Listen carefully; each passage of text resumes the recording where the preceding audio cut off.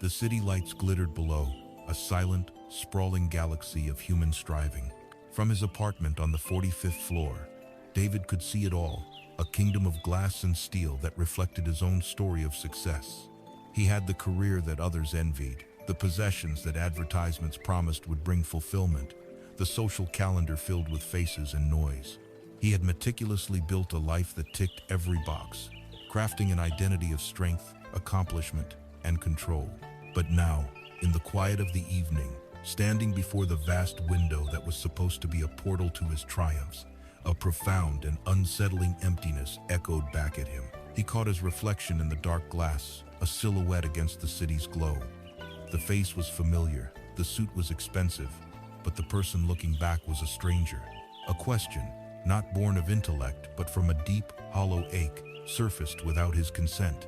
Is this all there is? Behind the job title, behind the name, behind all the stories I tell myself and others, who am I, really? This feeling, this quiet desperation that visited David in his high-rise sanctuary, is not his alone. It is a silent epidemic of the modern age. We live in a world that relentlessly demands we become someone. We are given a name, a family, and then we spend the rest of our lives collecting labels, like a traveler gathering stickers for a suitcase. Job title, income bracket, political affiliation, social media profile. We are conditioned to believe that our value, our very identity, is a construction project. We must build a self, protect it, promote it, and polish it for the world to see. And so we strive, we hustle, we worry, we compare. We live in a state of low-grade, constant anxiety, terrified that our fragile construction might crack, that someone might see through the facade, or worse, that we might achieve everything we ever wanted, only to find ourselves, like David, staring into a void. The suffering of our time is the exhaustion of endlessly maintaining an identity that was never truly real to begin with. But what if the question, who am I, is not a sign of failure? What if it is not a problem to be solved, but a doorway to be entered? For thousands of years, in the quiet monasteries and mountains of the East, this very question has been revered as one of the most powerful tools for spiritual liberation. In the tradition of Zen, it is not a philosophical puzzle to be answered with the mind. It is a pointer, a sacred inquiry, designed to cut through the noise of the constructed self. It is a path that leads not to a new, better definition of who you are, but to the recognition of what you have always been, beneath the ceaseless chatter of the mind. This is not a journey to find a new label for your suitcase. It is a journey to realize you are not the suitcase at all. You are the traveler. This was the path the Buddha walked, a journey from the deepest existential confusion to the most profound peace. And that same path, that same possibility of awakening, is available to every one of us, right here, in the midst of our modern lives. The first step is simply to dare to ask the question and be willing to listen in the silence that follows. To begin this journey inward, we must first become acquainted with the constant companion that has been speaking to us for our entire lives. It is the voice that is speaking to you right now, the one that is commenting on these words, perhaps agreeing or disagreeing, perhaps wondering where this is going. It is the voice that wakes up with you in the morning, reminding you of your schedule, your worries, your regrets from yesterday. It is the voice that tells you who you are, based on a vast and intricate tapestry of memories, beliefs, and projections. In the language of spirituality, this ceaseless narrator is often called the ego. But let us for a moment set aside any negative connotations we might have with that word. Let us not see the ego as an enemy to be vanquished, but rather as a tool, a function of the mind that has, for the most part, been trying to help us survive. Imagine you are an explorer in a vast, unknown territory. The ego is your cartographer, your guide. Its primary job is to create a map of the world, and, most importantly, to place a large, bold "You Are Here" marker on it. It draws boundaries. This is me, and that is not me. This hand is mine, that tree is not. This experience was pleasant and good for me. That one was painful and bad for me. This function is essential for navigating the physical and social world. It allows us to form plans, to learn from the past, and to protect ourselves from perceived threats. It takes the chaotic, seamless flow of existence, and chops it up into manageable, labeled pieces.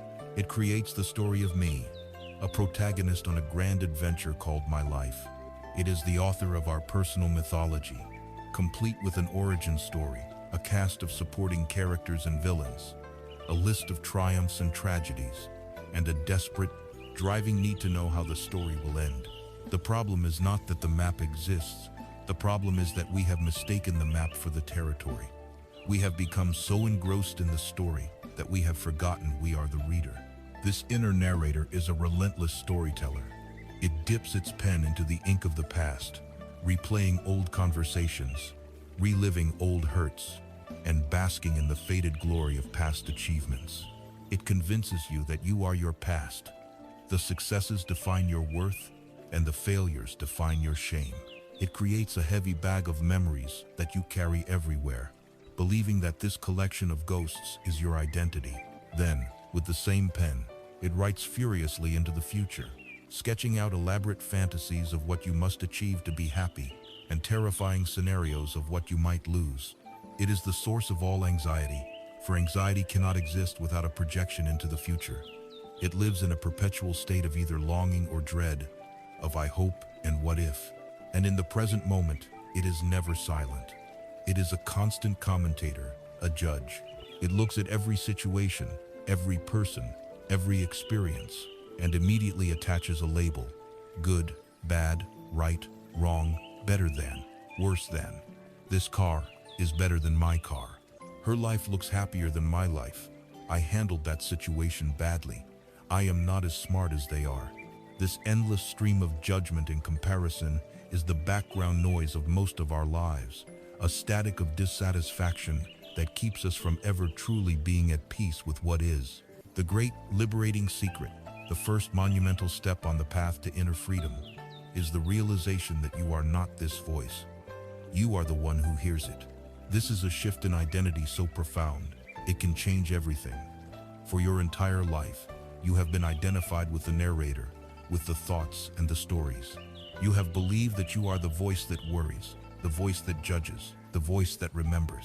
The invitation of this path is to step back, even just for a moment, and simply notice the voice as an object of your awareness. You don't have to fight it. You don't have to silence it.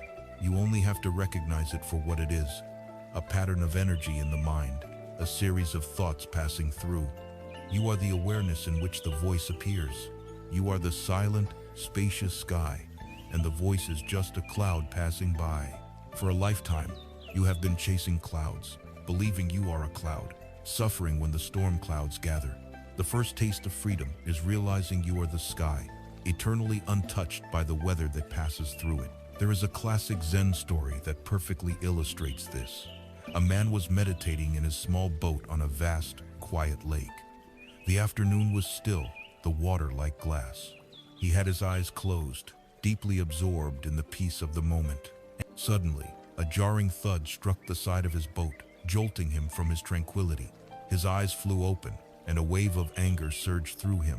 He immediately created a story. Some thoughtless, disrespectful person had carelessly crashed into his boat. He thought, how dare they ruin my peace? They have no consideration for others. His heart pounded, his jaw tightened, and he turned, ready to scream at the fool who had disturbed him. But when he looked, he saw that the other boat was empty.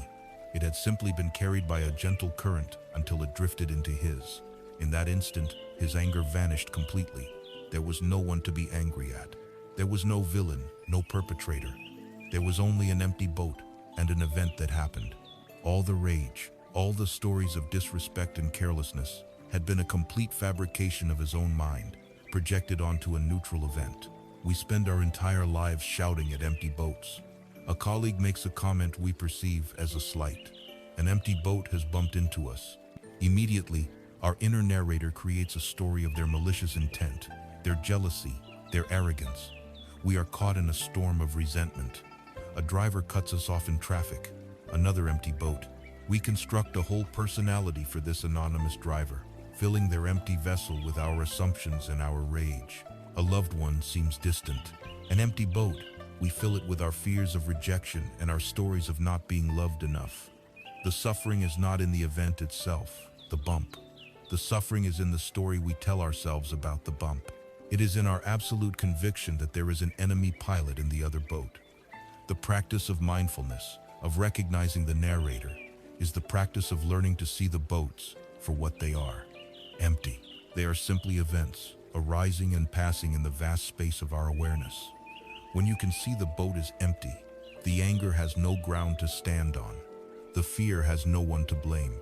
The story dissolves, and what is left is just the reality of the moment: a bump, a sound, a sensation, and peace. This identification with the narrator is the very root of our dissatisfaction. When we fuse with the voice that says, "I am a failure," we feel the deep, visceral pain of that belief. When we believe the voice that whispers, "You will only be happy when you achieve this or acquire that," we condemn ourselves to a life of chasing horizons that recede as we approach. The egoic narrator sustains itself on problems, on conflict, on the drama of past and future. It cannot survive in the simple, quiet reality of the present moment. Therefore, its primary function is to pull you out of the now, to drag you into its world of stories. Recognizing this is not about blaming the ego. It is about seeing its function clearly, with compassionate detachment. It is like realizing that the scary monster in a movie is just light and shadow on a screen. You can still watch the movie, but it no longer has the power to terrify you in the same way, because you know it is not real. The voice in your head is the movie.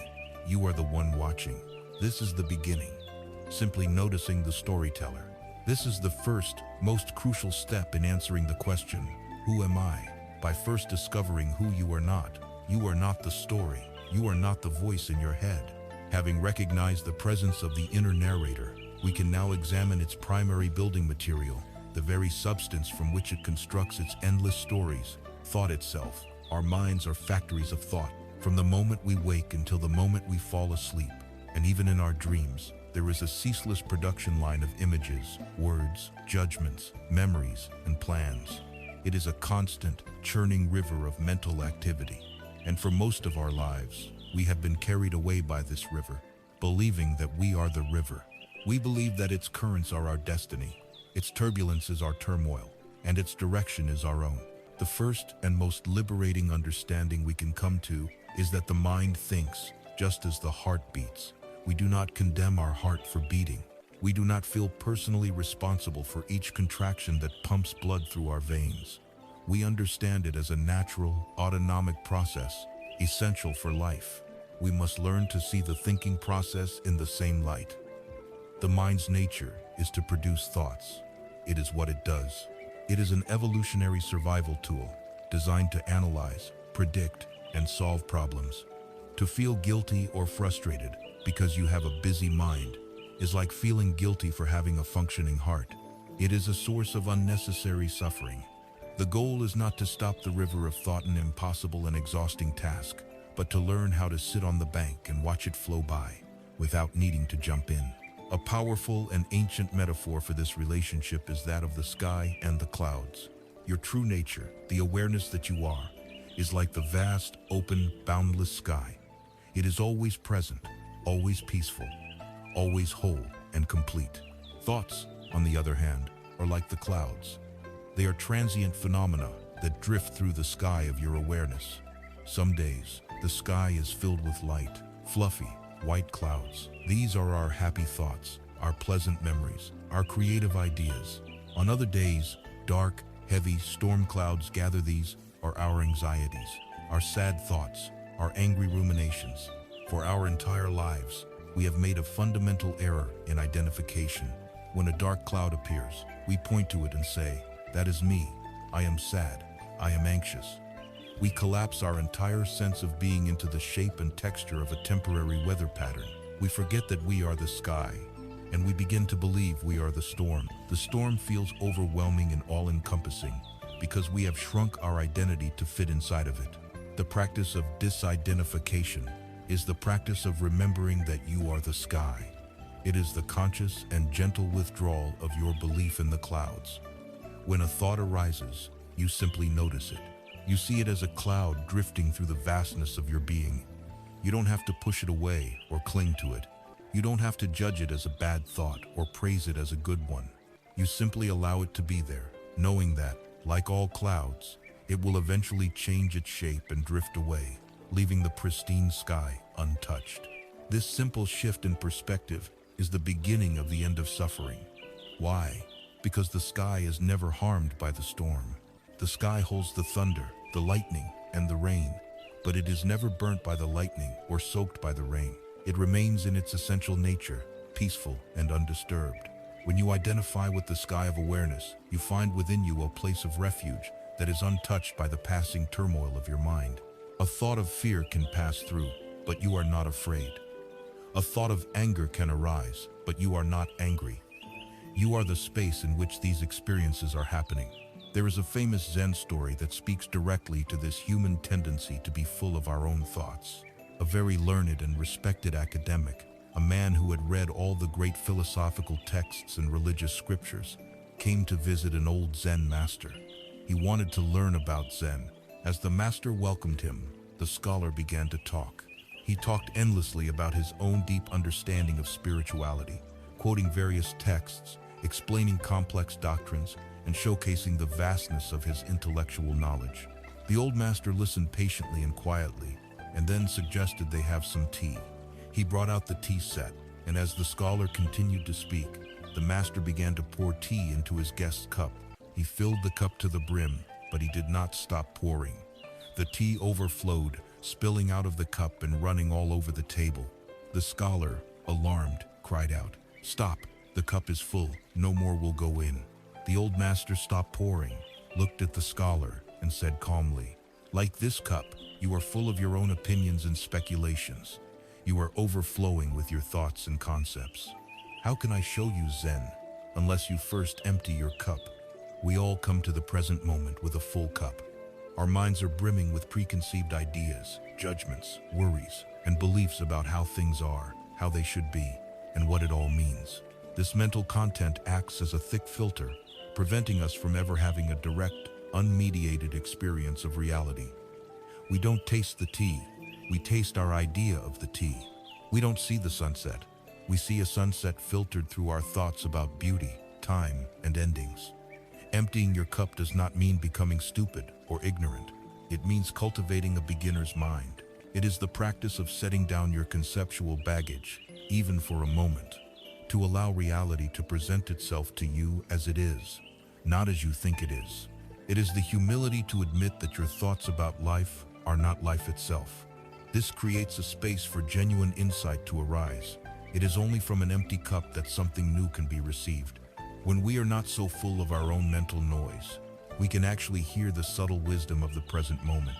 This is the key to working with anxiety, depression, and other forms of mental distress. The suffering is not caused by the negative thoughts themselves. A thought is merely a neurological event, a flicker of energy in the brain. By itself, it is weightless and powerless. A thought like, "I am not good enough," is just a collection of words. It only becomes a source of immense pain when we add one more invisible thought to it. And I believe this is true. It is our belief in the thought, our fusion with it, that gives it power over us. It is like picking up a venomous snake. The thought itself is the snake, but as long as it lies on the ground, it cannot harm you. The suffering begins when you reach out, grasp it, and hold it to your chest as your own. Learning to observe your thoughts without identifying with them is learning to let the snake lie on the ground. You can see it, acknowledge its presence, even note that it is venomous, but you do not have to pick it up. You do not have to make it a part of you. This practice is simple, though not always easy. It begins with noticing. When you are lost in a spiral of worry, just gently note to yourself, worrying is happening. When you are judging yourself harshly, note, judgment is happening. This simple act of labeling creates a crucial separation. It shifts you from being the subject of the experience to being the observer of it. You are no longer the one who is worrying. You are the one who is aware of worry. You begin to see your thoughts not as absolute truths, but as mental habits, conditioned patterns that arise and pass away. You are not the content of your mind. You are the silent, spacious awareness that holds that content. You are the sky, and you have been living your entire life believing you were just one small, fleeting cloud. The path to peace begins with the profound, life-altering realization that you are, and have always been, the sky. Having peeled back the layer of the inner narrator and the ceaseless stream of thoughts it produces, we now arrive at something that feels even more fundamentally me. We arrive at the body. This collection of flesh, blood, and bone is our anchor in the world, the vessel through which we sense, feel, and interact with life. It is the face we see in the mirror, the hands that we use to work, the legs that carry us through our days. The identification is so immediate, so primal, that the statement, "I am my body," feels like an undeniable truth. Yet, the wisdom traditions, supported by modern science, invite us to look closer, to investigate this feeling of solid, permanent selfhood, and see if it holds up to scrutiny. We experience our body as a solid, continuous entity. It feels like the same body that woke up yesterday, the same body from a year ago, the same body from our childhood photographs, just a little older. But this feeling of solidity is an illusion, a trick of perception. In reality, the body is not a static object, like a stone statue. It is a dynamic process, a river of constant change. Every second of every day, a symphony of activity is taking place. Millions of cells are dying, and millions more are being born. The air you are breathing in right now is providing oxygen that will be incorporated into your tissues. The food you ate for your last meal is being broken down and transformed into the very substance of your skin, your organs, your hair. Scientists estimate that within about 7 years, almost every cell in your body will have been replaced. The person you were, physically, 7 years ago, is gone. You are, quite literally, a walking, breathing testament to impermanence. You are not a noun, you are a verb. You are not a thing, but a process. You are more like a flame that continuously takes in fuel and gives off light and heat than you are a solid, unchanging candlestick. This deep, instinctual identification with the body is a primary source of human fear and suffering. Because we believe we are this body, we live in a state of constant, low-grade terror of its natural, unavoidable trajectory. We fear aging, because every wrinkle and gray hair feels like a crack in the foundation of our very self. We spend billions of dollars on products and procedures designed to halt or reverse this natural process. Fighting a battle against time that we can never win. We fear sickness, because an illness feels like a personal attack, a betrayal by the very thing we thought we were. And most profoundly, we fear death, because if we are this body, then the body's end signifies our own complete annihilation. Our culture, particularly in the West, encourages this identification. It places an immense premium on the body's appearance in youth, beauty, and physical prowess. We learn to derive our sense of self-worth from this fleeting physical form, setting ourselves up for inevitable disappointment and anxiety, as the body does what all physical forms must do: change, decay, and pass away. The Buddhist path offers a powerful antidote to this suffering, not by denying the body or treating it with contempt, but by seeing it clearly, without the filter of egoic identification. One of the core practices is the contemplation of the body, sometimes referred to as the meditation on the 32 parts. This is not a morbid or negative practice. It is a profound exercise in deconstruction. The practitioner is guided to mentally scan through the body, noting its components one by one: hair of the head, hair of the body, nails, teeth, skin. Then moving inward, muscles, sinews, bones, bone marrow, kidneys, heart, liver, spleen, lungs, intestines. The list goes on. The purpose is not to induce disgust, but to ask a simple, penetrating question. Which one of these parts is me? Is the liver me? Are the bones me? Is the skin me? We quickly realize that we cannot locate a me in any single part. And if me is not in any of the parts, how can it be the collection of them? We see that my body is just a conventional label, a name we give to this assembly of components, much like car is the name we give to an assembly of metal, glass, and plastic. The practice dismantles our conceptual overlay and reveals the body as it is, an intricate, impersonal collection of biological material. Another contemplative practice is to see the body in terms of the 4 great elements: the quality of solidity and substance in the body, the bones, the flesh, the organs. This is the earth element. borrowed from the planet. The quality of fluidity and cohesion, the blood, the lymph, the saliva, the tears, this is the water element, borrowed from the oceans and rivers. The quality of heat and your metabolism, our body temperature, this is the fire element, borrowed from the sun. The quality of movement and vibration, the breath flowing in and out, the pulse of the heart, this is the wind element, borrowed from the atmosphere. When we see our body in this way, the sense of personal ownership begins to dissolve. This body is not truly mine. It is a temporary loan from the universe, a piece of the cosmos that has organized itself in this particular form for a short time. It is made of the same substance as the mountains, the seas, and the stars. Seeing this fosters not fear, but a profound sense of connection and belonging to the whole of life. A simple, modern way to understand this healthy relationship is to think of the body as an incredibly precious and sophisticated vehicle. Imagine you were gifted a unique car, the only one of its kind in existence. This car is your only means of transportation for your entire life. It is the vehicle that allows you to explore the world, to go on adventures, to visit loved ones, to experience everything life has to offer. How would you treat such a vehicle? You would surely treat it with the utmost care and respect. You would provide it with the highest quality fuel, which is wholesome food and clean water. You would keep it clean and maintained, which is hygiene and exercise. You would allow it time for its engine to rest and repair, which is sleep. You would be deeply grateful for it every single day. But through all of this, you would never make the mistake of believing that you are the car. You would always know that you are the driver. You know that the car can get dents and scratches, its paint can fade, and its engine will eventually wear out. But you, the driver, the consciousness experiencing the journey through the car, remain distinct from the vehicle's condition. This is the invitation.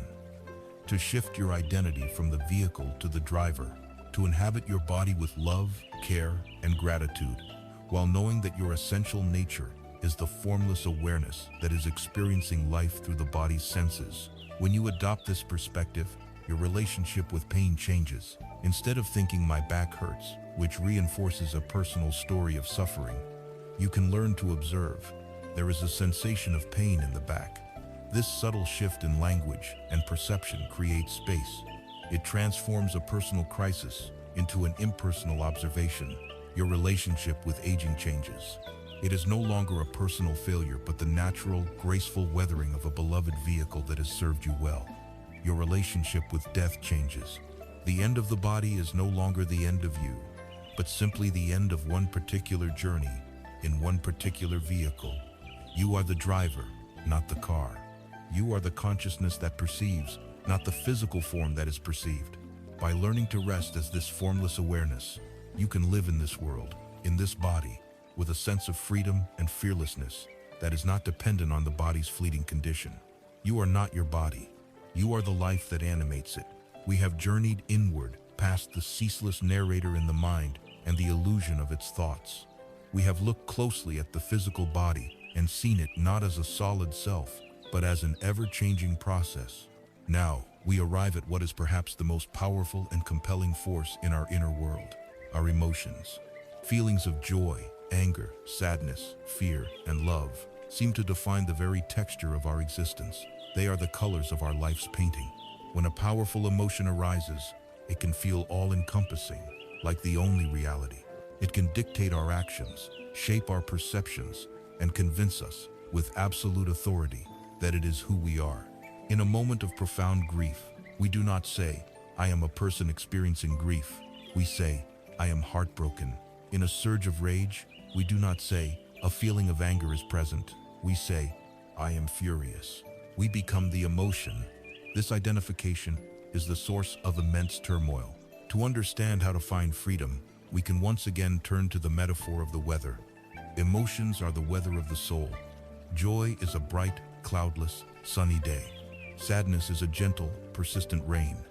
Anxiety is a thick, disorienting fog that clings to everything. Anger is a violent thunderstorm, with flashes of lightning and deafening claps of thunder. Jealousy can be a bitter, cold wind. The weather of our inner world is powerful, real, and constantly changing. No one would deny the power of a thunderstorm, but we make a crucial error. We believe that we are the storm. When anger rages, we become the thunder and the lightning. When the fog of anxiety descends, we believe our entire being is made of that fog. We forget that we are not the weather, we are the sky. Your true nature, the silent awareness that is reading these words, is the vast, open sky. The sky is the container for all weather. It allows the sun to shine, the rain to fall, the storms to rage, and the fog to roll in. It resists nothing. The sun does not make the sky happy, and the storm does not make the sky angry. The sky is not damaged by the lightning or stained by the fog. Its inherent nature remains spacious, peaceful, and untouched, regardless of the meteorological drama playing out within it. Peace, then, is not a state of perpetual sunshine. That is an unrealistic fantasy. True, deep, and abiding peace is the realization that you are the sky. It is the ability to allow the inevitable weather of life to pass through you without collapsing your identity into it. It is the discovery of a vast inner spaciousness that can hold even the most violent of storms with a compassionate, unwavering presence. Our very language conspires to keep us trapped in the weather. We say, "I am sad," a statement of absolute identity. It implies a permanence, a totality. The word "am" is an equals sign. I equals sad. This is a very heavy burden to carry. The practice of mindfulness invites a subtle but revolutionary shift in our language and perception. Instead of "I am sad," we can learn to observe. I am aware of a feeling of sadness arising, or even more simply, sadness is here. Can you feel the difference? The first statement is a prison. The second is an observation. It creates a space between the observer you, the sky, and the observed phenomenon, the emotion, the cloud. This space is freedom. It allows you to feel the energy of the sadness fully, without being completely consumed by its story. You are no longer the victim of your feelings, but a curious and compassionate witness to them. When an emotion arises, we typically react in one of two ways. The first is suppression. We are often taught from a young age that certain emotions are negative or unacceptable. Anger is bad, jealousy is ugly, fear is a sign of weakness. So when these energies arise, we try to push them down, deny them, or distract ourselves from them. This is like trying to hold a beach ball underwater. It takes a tremendous amount of energy, and the suppressed energy doesn't just disappear. It often mutates, emerging later as passive aggression, unexplained depression, or physical illness. The second typical reaction is unrestrained expression, or indulgence. We become completely hijacked by the emotion. We let the storm of anger possess us, and we say and do things we later regret. We allow ourselves to drown in the sea of sorrow, replaying the story of our pain over and over, deepening the grooves of suffering in our mind. The wisdom of the middle way offers a third option: to allow. To allow an emotion to be present is not the same as acting on it. It is the courageous act of turning toward the feeling and letting it be, without judgment. The practice is to bring your attention out of the story in your head, the story of who is to blame and what it all means, and into the direct, raw sensations of the emotion in your body. When anger arises, where do you feel it? Is it a fire in your chest, a tightness in your jaw, a surge of heat in your face? Simply be with those physical sensations. Breathe into them. Create a space of compassionate awareness around them. You will find that an emotion, when felt directly as pure energy in the body without the fuel of a story, has a natural lifespan. It arises, peaks, and if allowed to be, it dissolves. By learning to be the container for this energetic process, you are no longer its slave. There is a timeless Taoist story that perfectly illustrates the wisdom of non-identification with our emotional reactions to life's events. An old farmer lived in a poor village. He had one prized possession: a beautiful horse. One day, the horse ran away. All the villagers came to console him, saying, "Oh, what terrible luck! This is a disaster." The farmer simply replied, "Good luck, bad luck, who knows?" A week later, the horse returned, and it brought with it a herd of 12 wild horses. The villagers were overjoyed for him.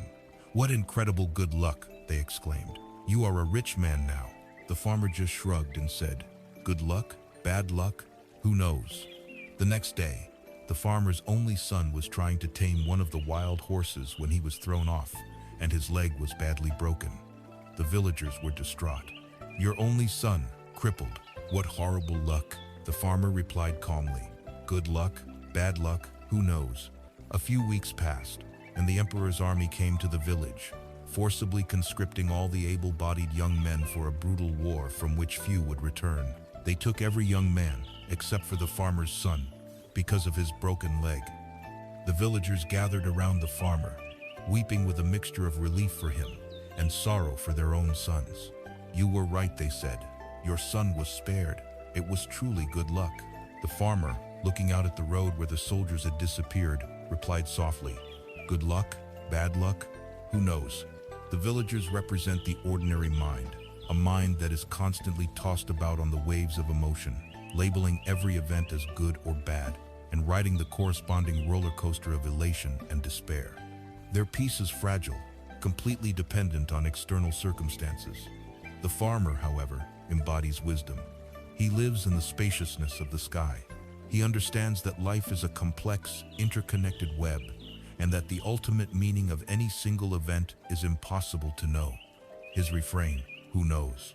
is not a statement of ignorance, but of profound humility and acceptance. He allows life to unfold without clinging to the immediate emotional charge of each event. This is equanimity. This is peace. It is the peace that comes from creating a vast inner space, a container strong enough and wide enough to hold all the joys and sorrows of life without being broken. You are not your feelings. You are the loving awareness that holds them all. You are the home to which all visitors' joy, sadness, anger, and fear are welcome, for you know they are just passing through. We have journeyed through the intricate landscapes of the inner self. We have seen that we are not the ceaseless narrator in our head, not the fleeting thoughts it creates, not the impermanent body we inhabit, and not the turbulent weather of our emotions. Each of these investigations brings us closer to a profound freedom, but now we must turn our gaze outward to the world of human affairs and examine the vast wardrobe of identities we wear every single day. We must look at our roles. From the moment we are born, we begin to collect them. We are first given the role of a son or a daughter, a brother or a sister. We go to school and put on the costume of a student. We enter the workforce and eagerly adopt the identity of a doctor, a teacher, an artist, a software engineer, a manager. We fall in love and take on the role of a husband, a wife, a partner. We have children, and our world becomes consumed by the powerful role of a mother or a father. We are a friend, a neighbor, a citizen, a consumer. Our sense of self becomes a composite of these roles, a patchwork quilt of identities that we present to the world, and more importantly, to ourselves. These roles are not inherently bad. They are essential for the functioning of society. They create a shared understanding, a structure that allows us to interact and cooperate. When we go to a hospital, we need the person in the white coat to skillfully play the role of doctor. When we send our children to school, we rely on the teacher to fulfill the duties of that role. Roles are a form of social contract, a necessary and useful shorthand. The problem, as always, is not the role itself, but our complete and utter identification with it. We forget that we are the actor who puts on the costume. We start to believe that we are the costume. Our self-worth, our very sense of being, becomes fused with the title on our business card, our status in the community, or our function within the family. We become so invested in the part we are playing that we forget there is a conscious, living being behind the mask. This fusion with our roles is a direct path to suffering, because all roles are, by their very nature, impermanent. Think of the person whose entire identity is wrapped up in their high-powered career. They are the successful lawyer or the powerful executive. They draw their confidence, their social standing, and their purpose from this role. What happens when they retire, or when their company downsizes and they are laid off? The costume is suddenly and violently ripped away. They are left standing in a void, feeling worthless, invisible, and profoundly lost. The question, "Who am I without my job?" becomes a terrifying existential crisis because they had outsourced their entire sense of self to their professional identity. The same is true of familial roles. A parent may devote 2 decades of their life to the all-consuming role of mother or father.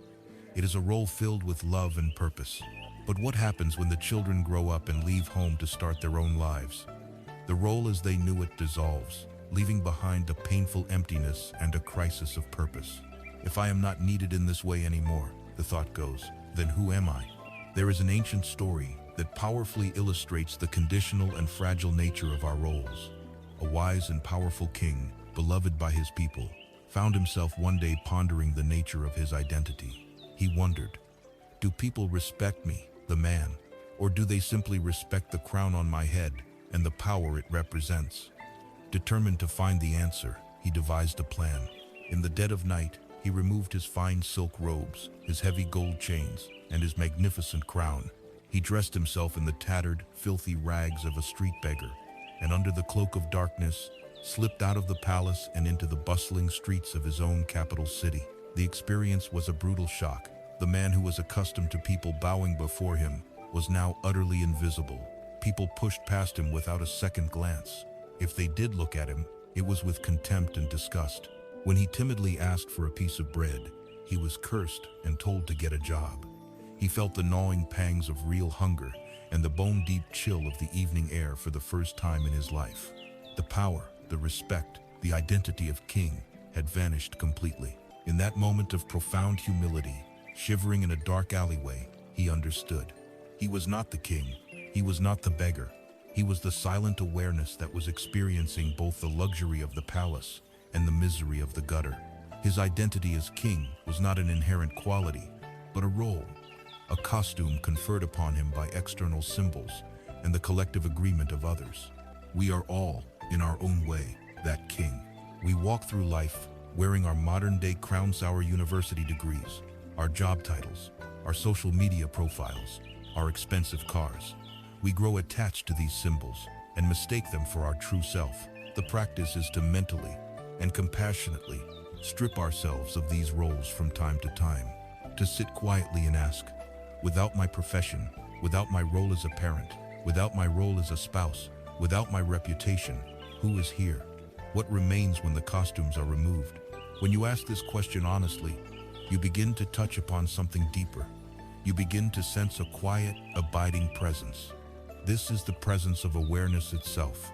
It is the silent, conscious space that has been the witness to your entire life. It is the common denominator behind every role you have ever played. The same presence that experienced being a 5-year-old child learning to ride a bike is the one experiencing being an adult navigating a career. The roles are temporary, but the awareness, the actor behind the masks, is constant. This is your true ground of being. It is not defined by what you do, but by the simple, profound fact that you are. This realization does not mean you should abandon your roles and responsibilities. In fact, it allows you to fulfill them with more grace, skill, and compassion. The secret is to play your part, but to know that you are playing a part. When you are at work, perform your duties with excellence and integrity. When you are with your family, be fully present with love and attention. But inwardly, you maintain a light touch, a quiet knowing that this role is not the totality of who you are. This non-identification is incredibly liberating. It frees you from the tyranny of the ego. When your self-worth is no longer tied to your performance in a role, you become less defensive, less afraid of failure, more open to feedback, and more creative in your problem solving. A difficult conversation with your boss is no longer a threat to your very being. It is simply a scene in the play. A mistake you make as a parent is not a verdict on your worth as a human. It is a learning experience. You can act with greater wisdom and love because you are no longer desperately trying to protect and prop up a fragile, role-based identity. You are acting from a place of spacious, unshakable presence. You are no longer just the costume. You are the life that breathes within it. We have been on a journey of deconstruction, peeling away the layers of identity we have long mistaken for our true self. We have investigated the voice in the head, the thoughts it speaks, the body it inhabits, the emotions that color its world, and the roles it plays on the stage of life. Each step has pointed to the same truth, that who we are is not a fixed and solid thing, but something far more mysterious and fluid. This intuitive process of letting go is powerful, but it is not new. Over 2,500 years ago, The Buddha offered a precise, systematic, and profoundly practical analysis of the human experience. He provided a diagnostic toolkit, a user's manual for the mind, designed to dismantle the illusion of a separate self at its very foundation. This teaching is known as the 5 aggregates of clinging, or the 5 skandhas. To understand them is to hold the very blueprint of our suffering and its dissolution.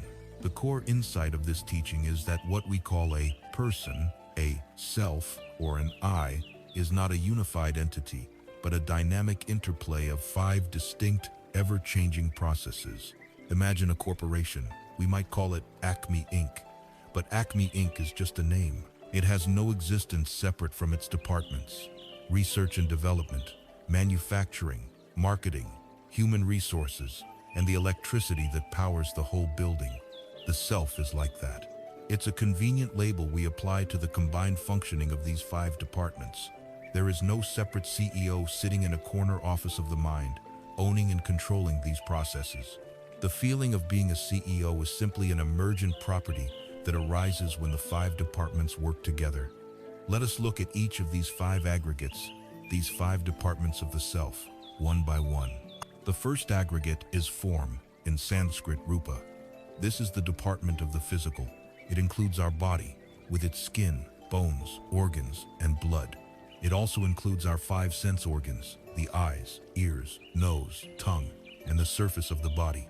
And crucially, it includes the objects of those senses: visible sights, audible sounds, smells, tastes, and tangible textures. Form is the entire material world as we experience it. It is the hardware of our existence, the screen upon which the movie of life appears.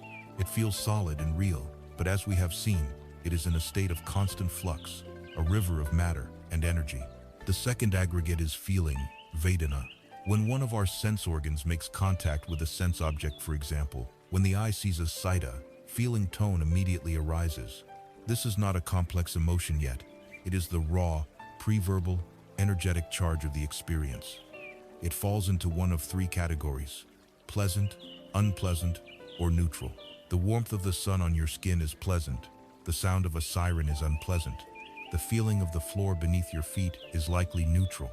This aggregate is the raw data of experience, the immediate, visceral reaction before our mind has had a chance to spin a story about it. The third aggregate is perception, Sana. This is the department of recognition and labeling. After a feeling tone arises, perception steps in to identify what has been experienced. The eye sees a shape, form. A pleasant feeling arises, feeling. And then perception accesses our memory and concepts to say, that is a puppy. The ear hears a sound, form. An unpleasant feeling arises, feeling. And perception says, that is the sound of my neighbor's leaf blower. Perception is what translates the chaotic influx of raw sensory data into a coherent, recognizable world. Without it, experience would be a meaningless swirl of colors, sounds, and sensations.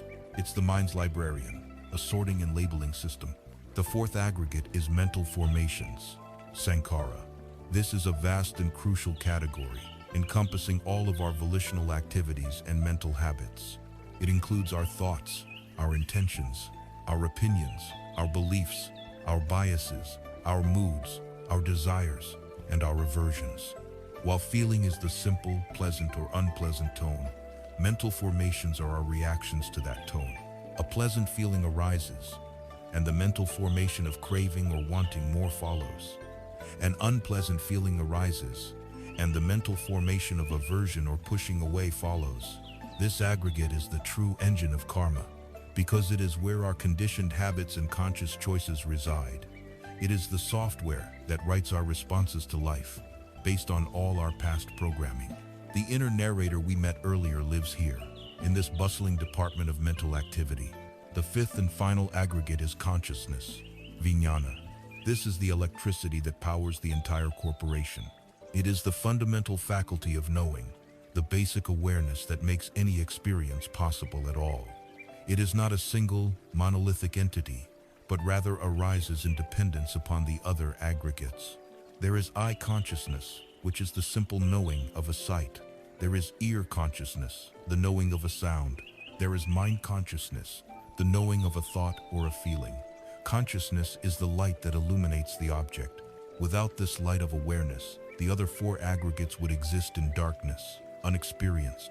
Here, then, is the Buddha's anatomy of a person, a flowing process of form, feeling, perception, mental formations, and consciousness, each arising and passing away from moment to moment, each dependent on the others. There is no mention of a permanent, unchanging self in this equation. The question is, where does our powerful feeling of being a self come from?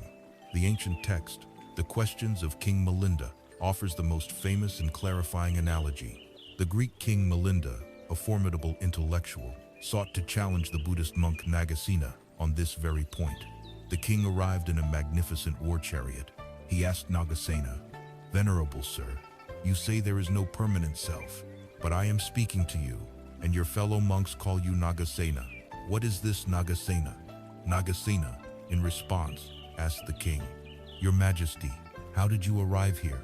"By chariot," the king replied. "Excellent," said Nagasena. "Then please define this chariot for me. Is the chariot the long pole that attaches to the horses?" "No, venerable sir," said the king. "Is it the axle, the wheels, the frame, the reins?" To each question, the king had to answer no. Then Nagasena pressed, "Is the chariot something other than these parts? Is it the combination of the parts?" The king was forced to concede that, in an ultimate sense, there was no independent chariot to be found. Chariot, Nagasena concluded, is but a convenient designation, a name, a label for this collection of parts. When the parts are assembled in this way, we use the term chariot, but it has no inherent existence of its own. Nagasena then turned the analogy back upon himself. "In the same way, Your Majesty, Nagasena, is but a convenient designation for the coming together of these five aggregates. The body is the frame and wheels. The feelings are the smooth or bumpy ride.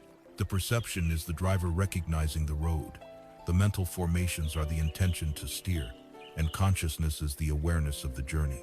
But if you look for an essential Nagasena separate from these five processes, it cannot be found." Oh, this is not a nihilistic or depressing teaching. It is the very key to liberation. All our suffering arises from a case of mistaken identity. We cling to these five fleeting processes, believing they are me or mine. We suffer when our body form ages. We suffer when our feelings are unpleasant. We suffer when our perception, are confused. We suffer when our cherished beliefs, mental formations, are challenged. We suffer because we are desperately trying to protect and defend a phantom. The insight into the five aggregates allows us to relax this fearful grip.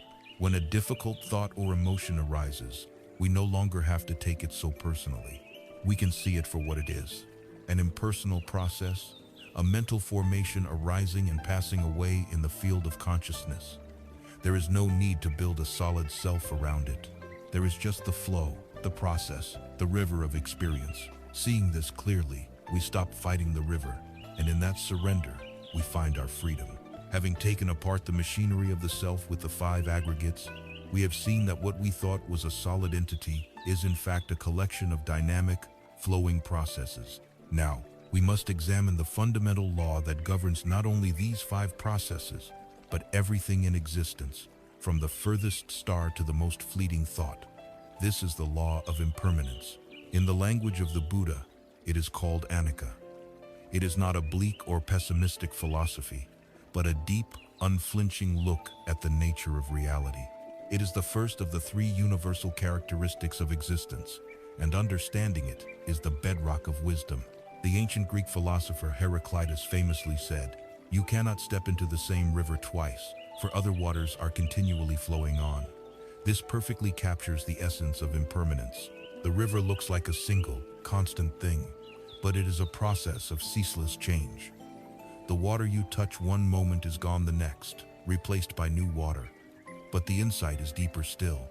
Not only is the river different, but you, the one stepping into it, are also different. The cells in your body have changed. Your thoughts are different. Your mood has shifted.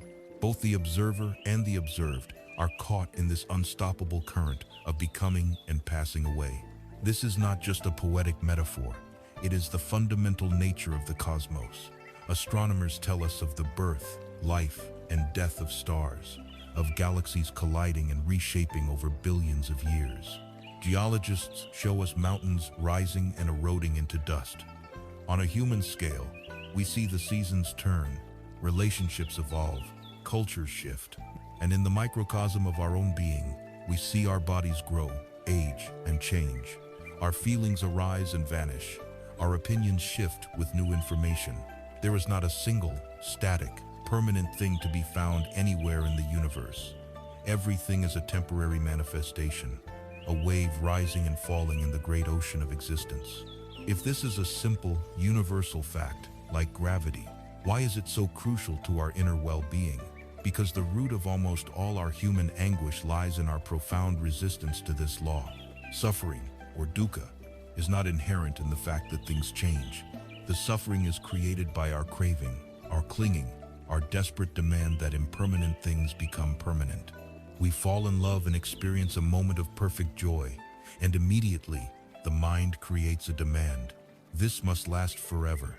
We grasp onto the moment, and in that very act of grasping, we introduce anxiety and fear, because deep down, we know it cannot last. We build our identity on our youth and vitality, and then live in terror of the natural process of aging. We achieve a level of success and security, and then spend our energy trying to freeze it in place, fighting off the inevitable changes in the market, in our industry, in our lives. We are like children trying to build a magnificent sandcastle right at the water's edge, and then weeping with frustration and anger when the tide inevitably comes in and washes it away. The tide is not malicious. The tide is simply doing what the tide does. Our pain comes from the delusion that we could build something permanent on the shifting sands of an impermanent world. There is no story that illustrates this painful collision between human love and the law of impermanence more poignantly than that of Kisa Gotami.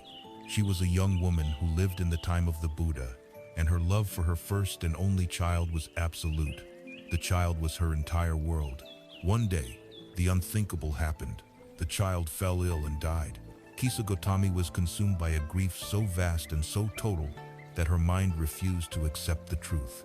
Clutching the small, lifeless body to her chest, she went mad with sorrow, running from house to house, from person to person, desperately begging for a medicine that could restore her son. Some mocked her, others pitied her, but no one could help. Finally, a wise man saw her desperation and, with great compassion, directed her to the one person who might have a cure, the Buddha. She ran to the Buddha, laid the body of her son at his feet, and explained her plight. The Buddha looked at her not with pity, but with a deep, seeing compassion. He did not give her a lecture on acceptance. He did not tell her that death is natural. He met her where she was. There is only one way to make the medicine that can help you, he said. You must go into the village and bring me back a single mustard seed, but it must be from a house where no no parent, no child, no spouse, no servanthas ever died. Hope surged in Kisa Gotami's heart. A mustard seed. It was such a simple thing. She set off immediately. At the first house, she asked for the seed, and the family readily offered it. But when she asked her crucial question, their faces fell. Dear woman, they said, do not remind us of our deepest sorrow. We lost our beloved father just last year. At the next house, the story was the same. They had lost a daughter. At the next, a husband. She went from house to house, all through the village, and everywhere she was offered the seed, but everywhere she heard a story of loss. The living, she was told time and again, are few, but the dead are many. As the day wore on, a profound transformation began to take place.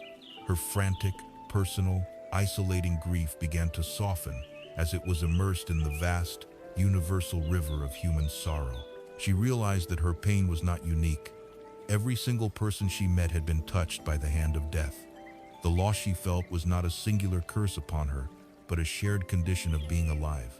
Standing on the edge of the village as evening fell, watching the flickering lights of the lamps, she thought, how selfish I have been in my grief. I thought only I had suffered. She understood that, like the lamps, human lives flicker and are extinguished. With this profound insight into the universal law of impermanence, She was finally able to let go of her child's body and return to the Buddha, no longer seeking a magical cure, but with the beginnings of a deep and sorrowful peace. We are all Kisa Gotami. We are all, in our own way, searching for a mustard seed from a house that has never known loss, change, or disappointment. We want the relationship without conflict, the career without setbacks, the body without sickness, the life without pain. Our entire life becomes a frantic search for this magical place of permanence. The journey of wisdom is the gradual, experiential realization that no such house exists. This insight does not lead to despair. On the contrary, it leads to true freedom and a deeper appreciation for life. When you truly, deeply understand that everything is impermanent, you stop taking things for granted. You hug your loved ones a little tighter, knowing that your time together is precious. You savor a beautiful sunset a little more deeply, knowing that it is a fleeting masterpiece. You treat your own life with more care, knowing that it is a brief and precious gift. Embracing impermanence means you learn to hold life with an open hand rather than a clenched fist. You can love fully, work diligently, and experience joy deeply, all while knowing that these things will change.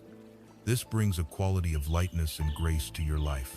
You are no longer fighting the current of the river.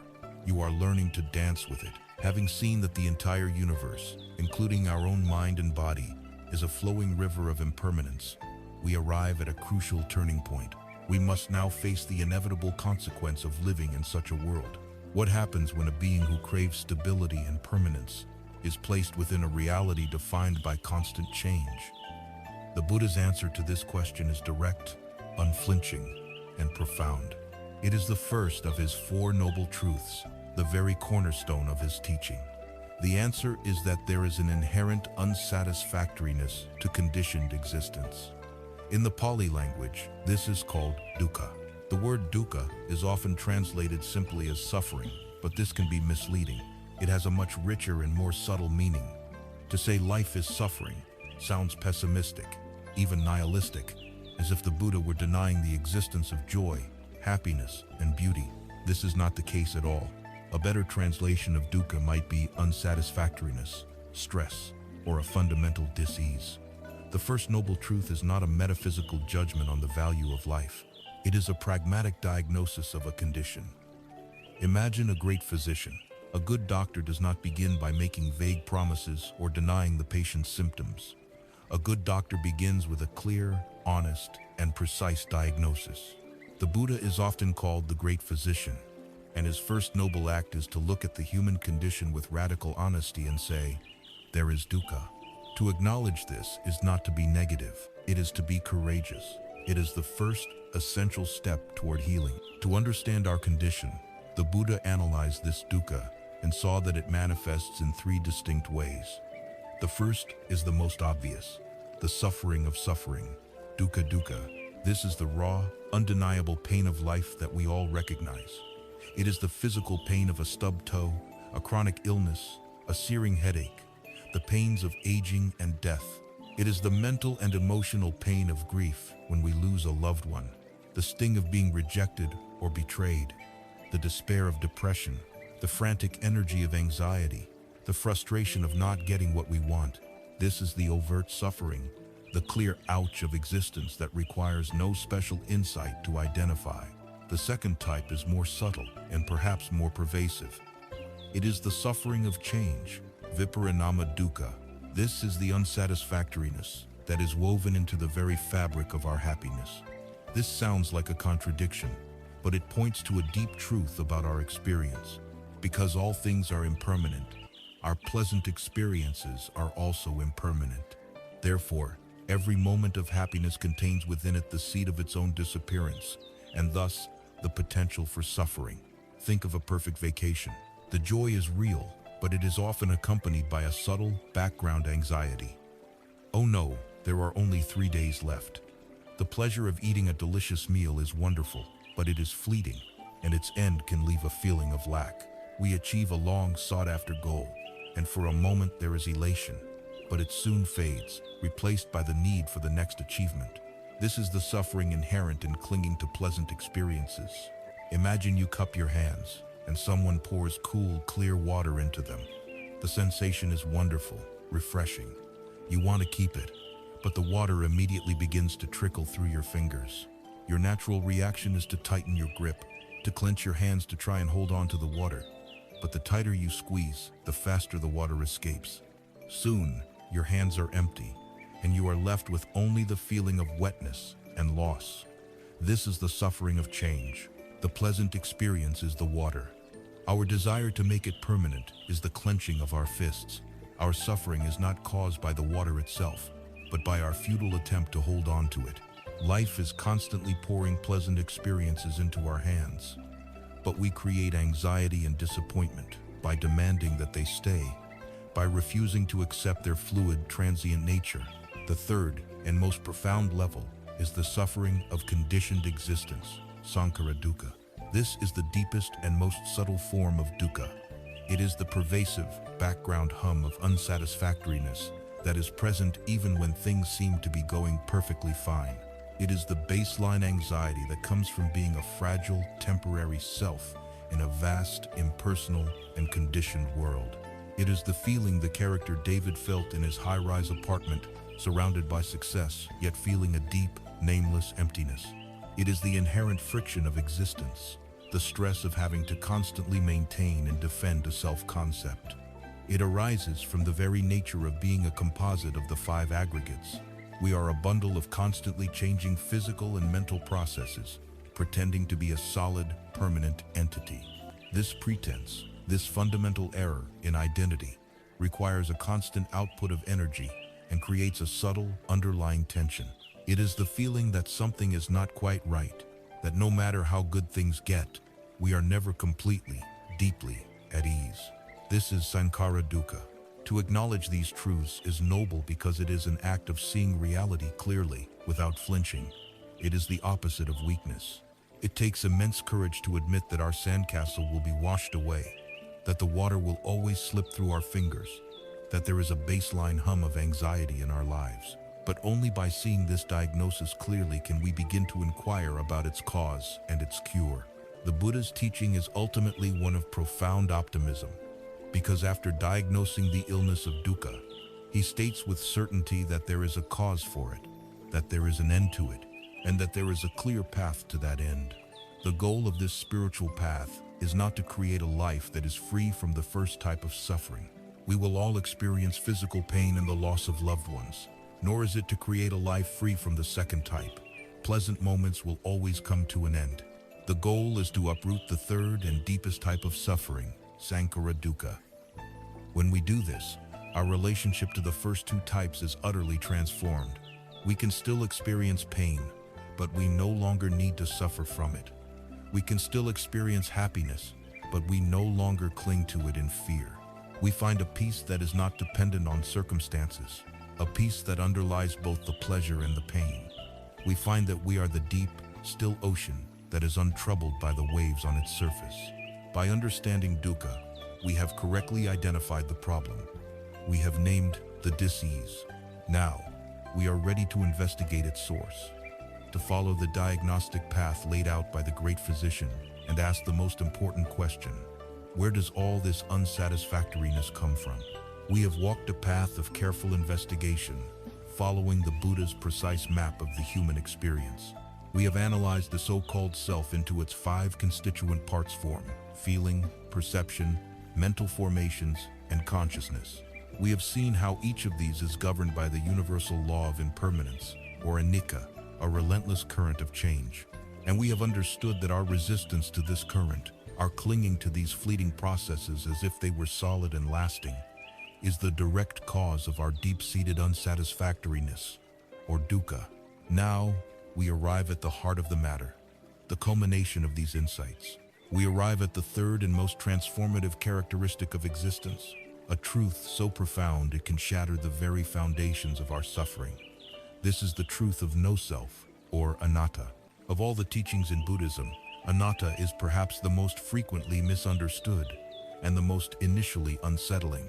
The idea of no self can sound like a cold, nihilistic verdict on our existence. It can conjure fears of annihilation, of meaninglessness, of being told that we do not exist.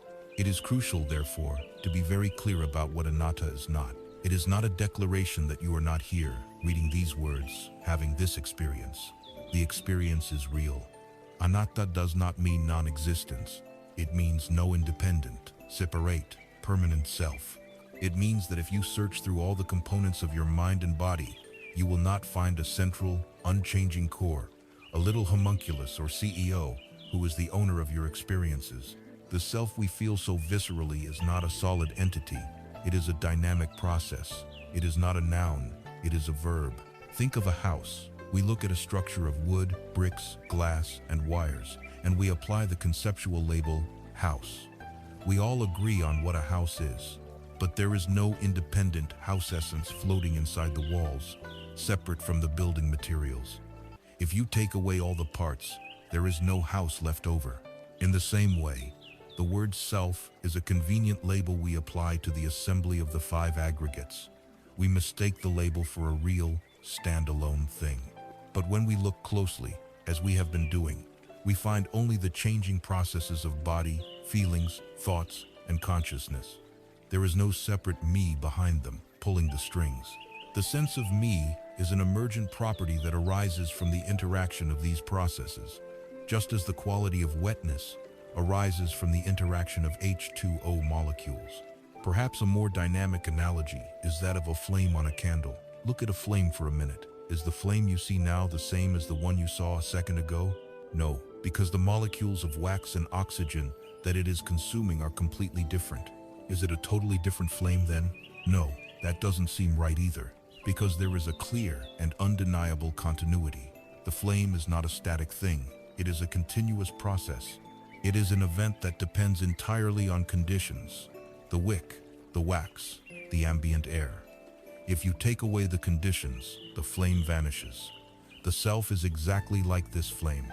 It is a moment-to-moment process of selfing, a continuous pattern of energy that depends on the conditions of the body, feelings, thoughts, and consciousness.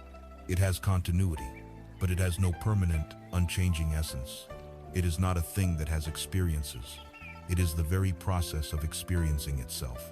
Understanding this intellectually is one thing. Realizing it on a deep, experiential level is liberating, because it strikes at the very root of our deepest fears. Consider our profound fear of death. What is it that we are actually afraid of? At its core, it is the fear of our own annihilation.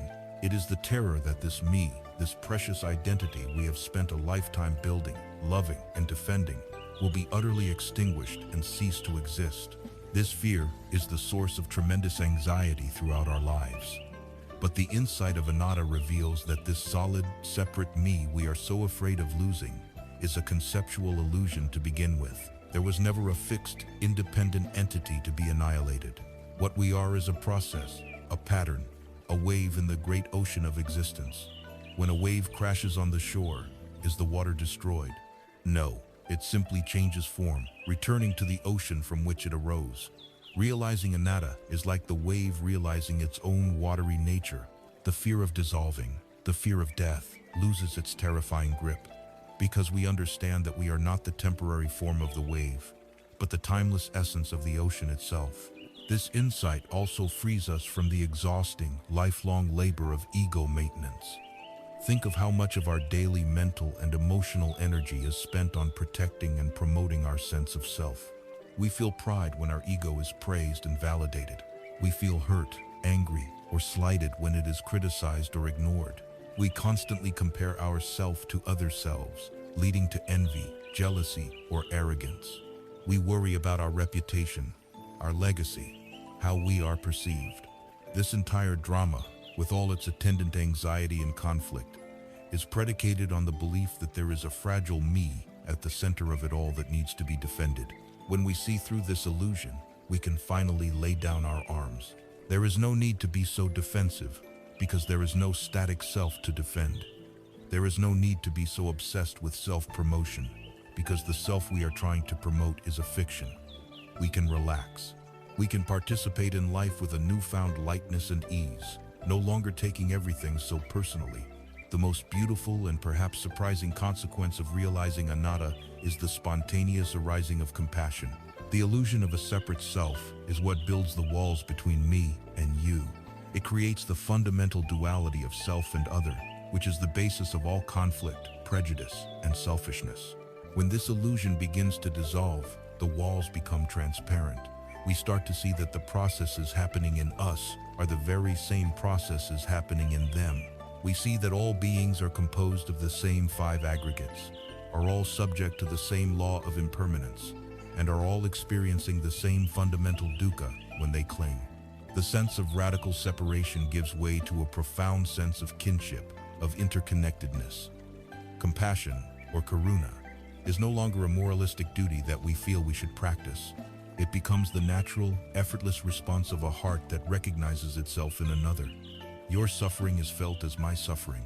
Your joy is felt as my joy.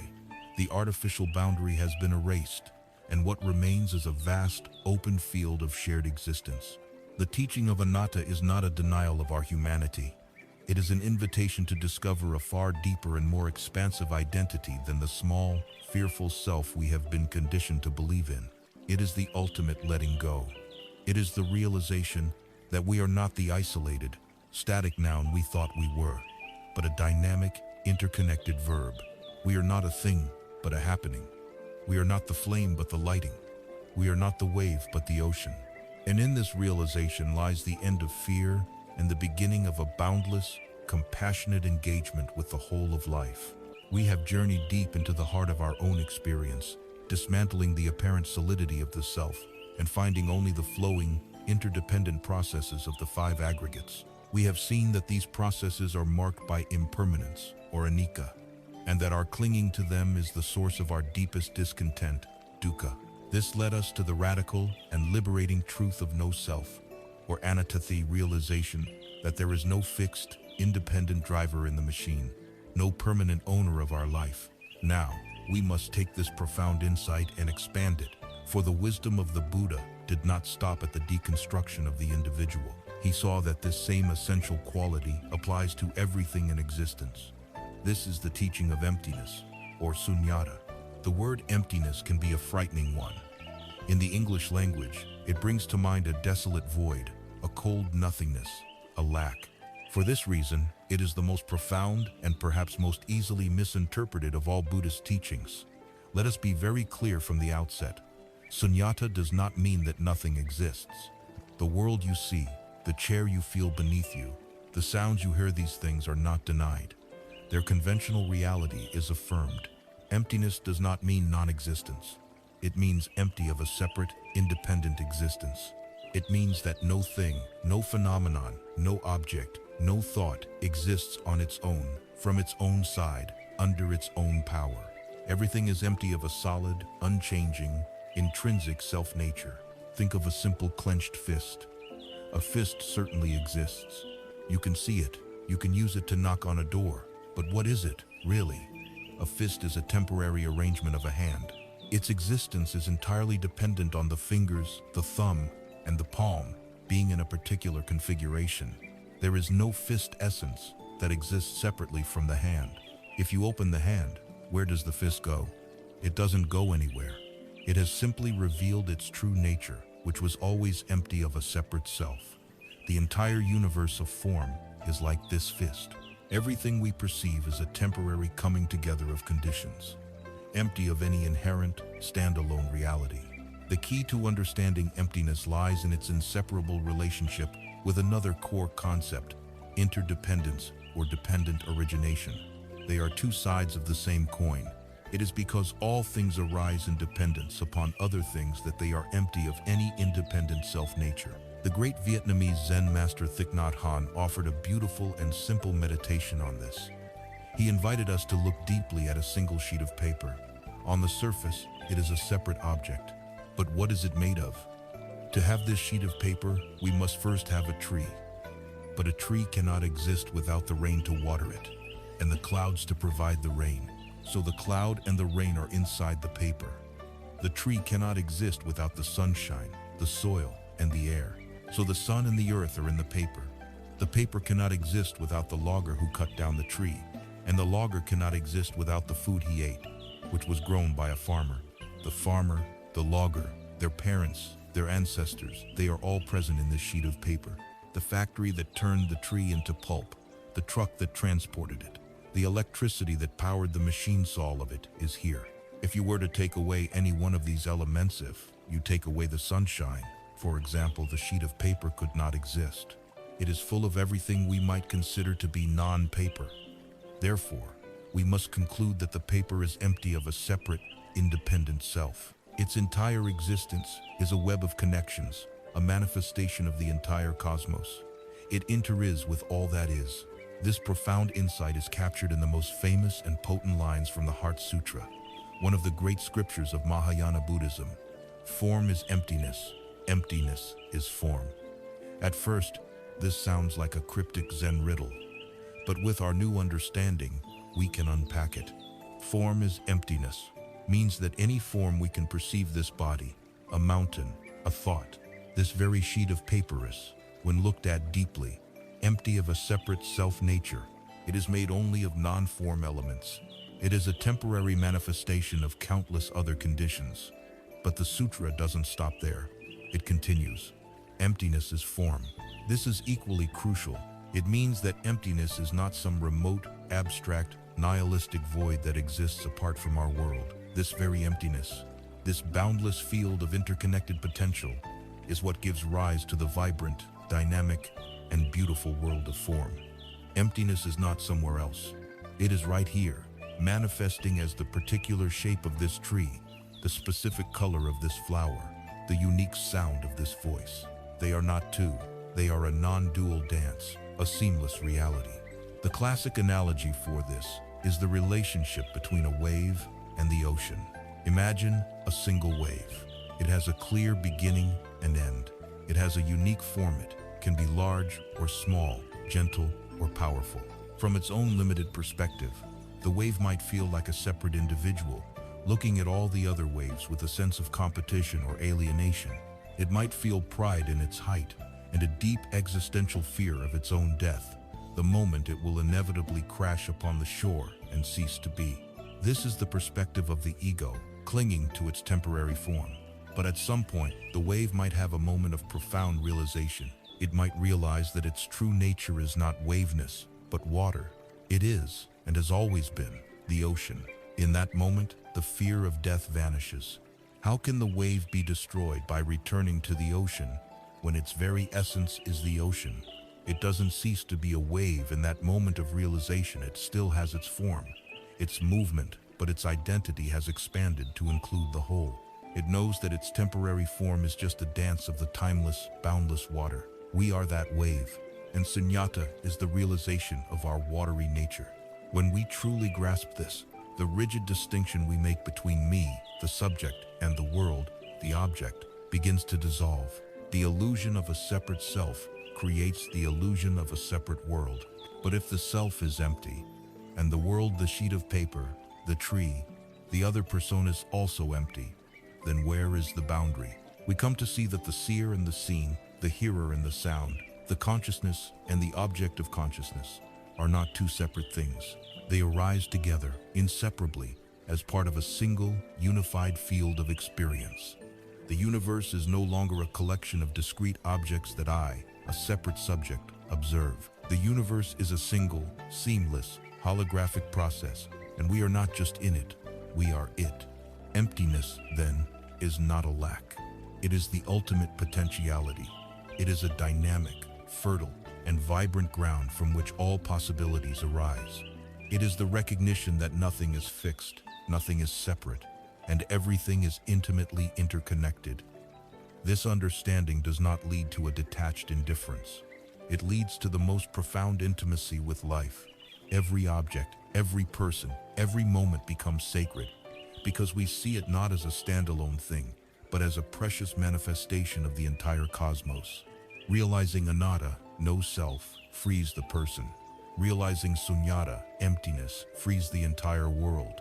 We have journeyed to the profound realization of emptiness, or sunyata, understanding that nothing, including our own self, possesses a separate, independent, and permanent nature. This can sound abstract, even empty, as the name suggests, but this is only half of the picture. To the great insight of emptiness, the Buddha provided a dynamic and positive counterpart, a teaching that explains how things exist if they do not exist independently. This is the doctrine of interdependence, or dependent origination in Pali, Paticcasamuppada. If emptiness tells us what things lack, a separate self, then interdependence tells us what they are. A vast, intricate, and seamless web of relationships. They are two sides of the same coin, the heart of the Buddha's wisdom. The principle of dependent origination can be stated in a simple, elegant formula. When this is, that is. From the arising of this comes the arising of that. When this is not, that is not. From the ceasing of this comes the ceasing of that. This is not a complex philosophical theorem, but a direct observation of reality, applicable to everything. A flame exists only when there are the conditions of fuel and oxygen. If we remove the fuel, the flame ceases. A flower exists only because of the conditions of a seed, soil, water, sunshine, and air. Without these non-flower elements, there can be no flower. A thought or feeling within us does not arise from nowhere. It arises in dependence upon conditions, a sight or a sound, the state of our body, our past memories and conditioning. Nothing, absolutely nothing, springs into existence on its own. Everything is a confluence, a coming together of causes and conditions. This law is most powerfully applied to the very process that creates our suffering. The Buddha traced the chain reaction of our inner world, showing how the self and its dissatisfaction are dependently arisen. The chain begins with ignorance, the fundamental misunderstanding of our true nature. From this ignorance, our habitual mental formations and reactions arise. These formations condition our consciousness, which in turn leads to the arising of the mind-body complex, the five aggregates.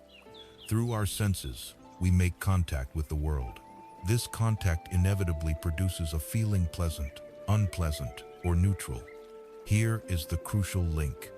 From feeling, craving arises.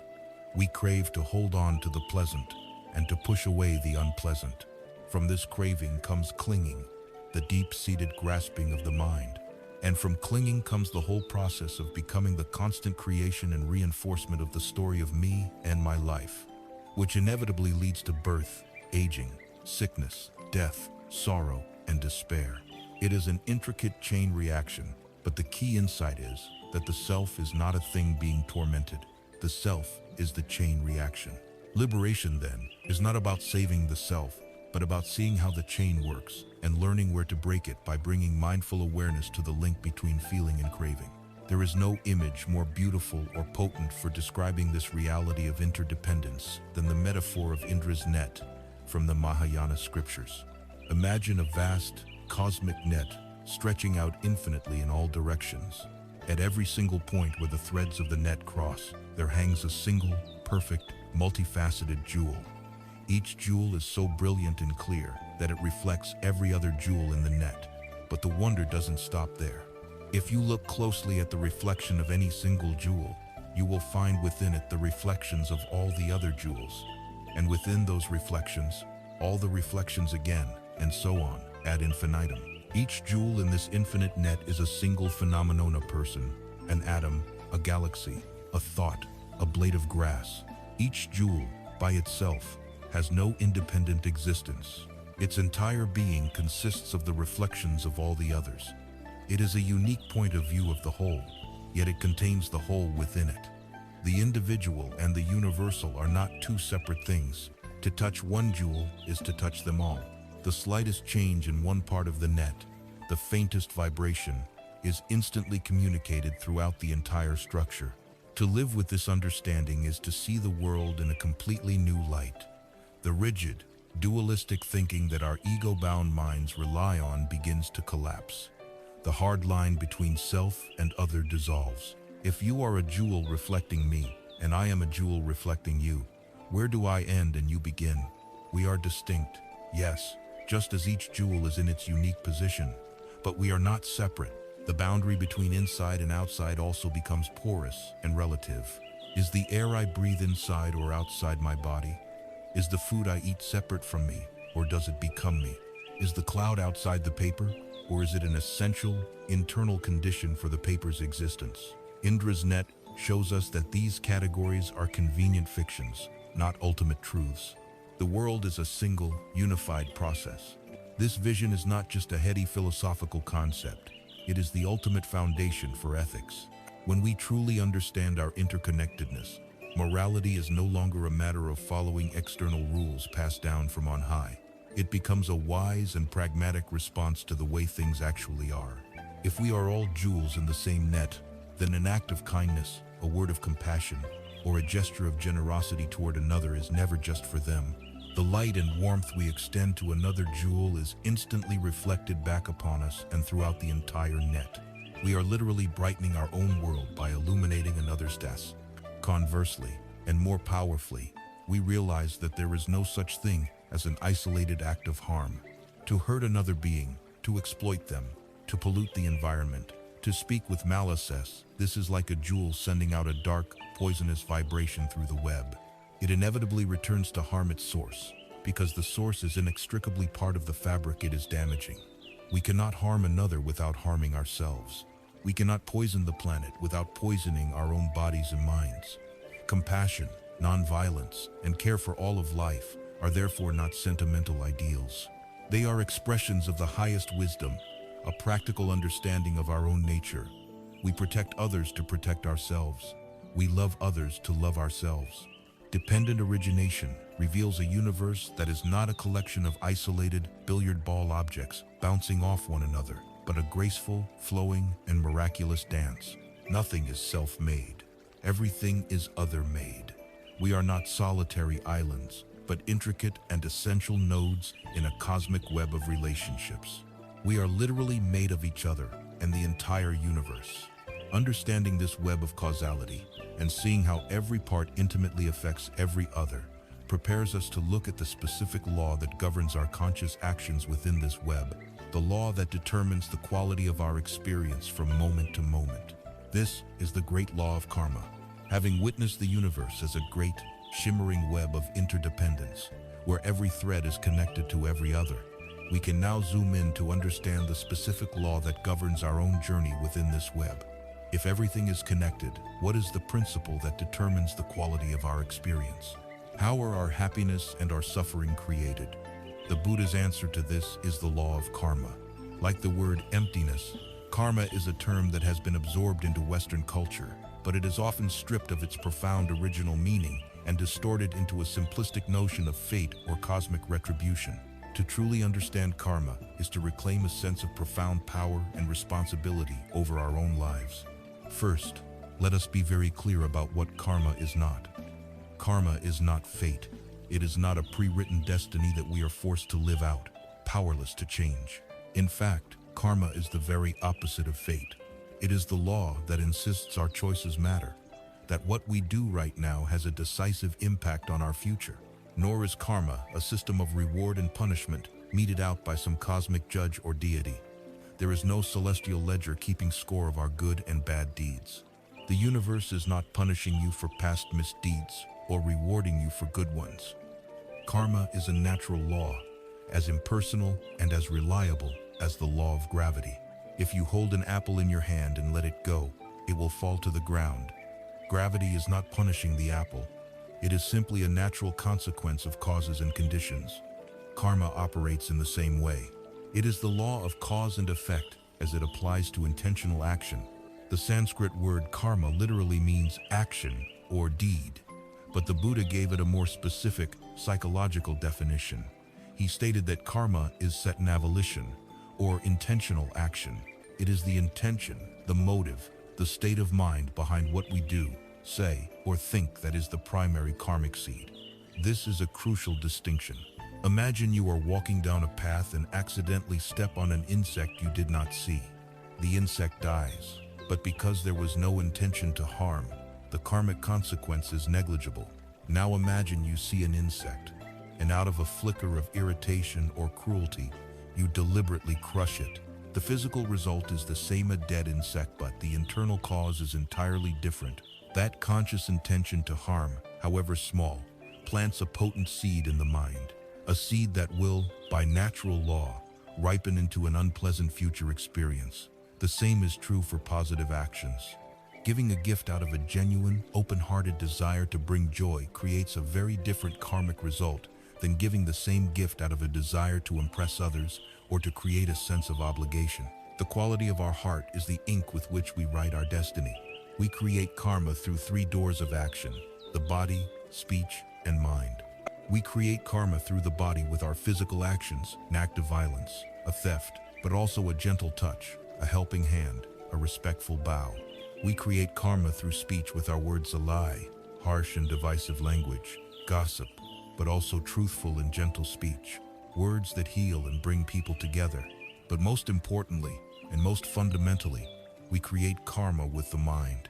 The mind is the forge where all karma is created.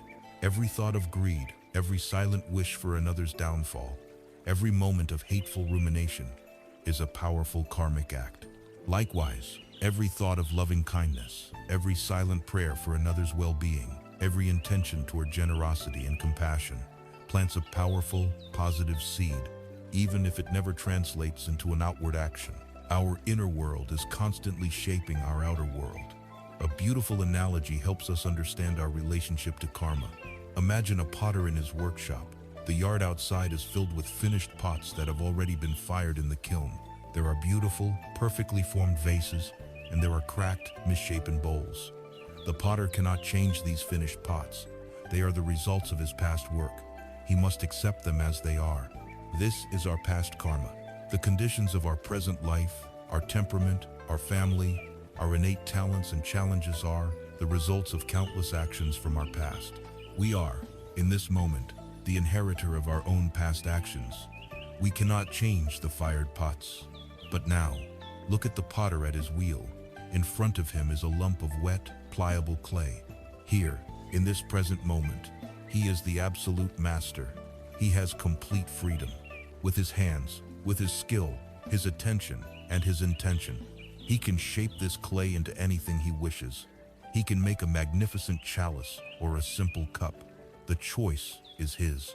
This lump of clay is the present moment. Our intentional actions of body, speech, and mind right now are the potter's hands. The pot he creates today will be fired in the kiln tonight, and tomorrow it will join the collection in the yard. Our actions today become the conditions of our future. We are not prisoners of our past. We are the architects of our future, and our workshop is the present moment. To understand this is to be freed from the paralyzing mindset of victimhood. We are not the unlucky victims of a random, cruel world. The difficulties we face are not punishments, but the ripening of seeds we ourselves have planted. This does not mean we should blame ourselves in a toxic way, but rather that we should take a profound and gentle responsibility for our lives. This understanding gives us our power back.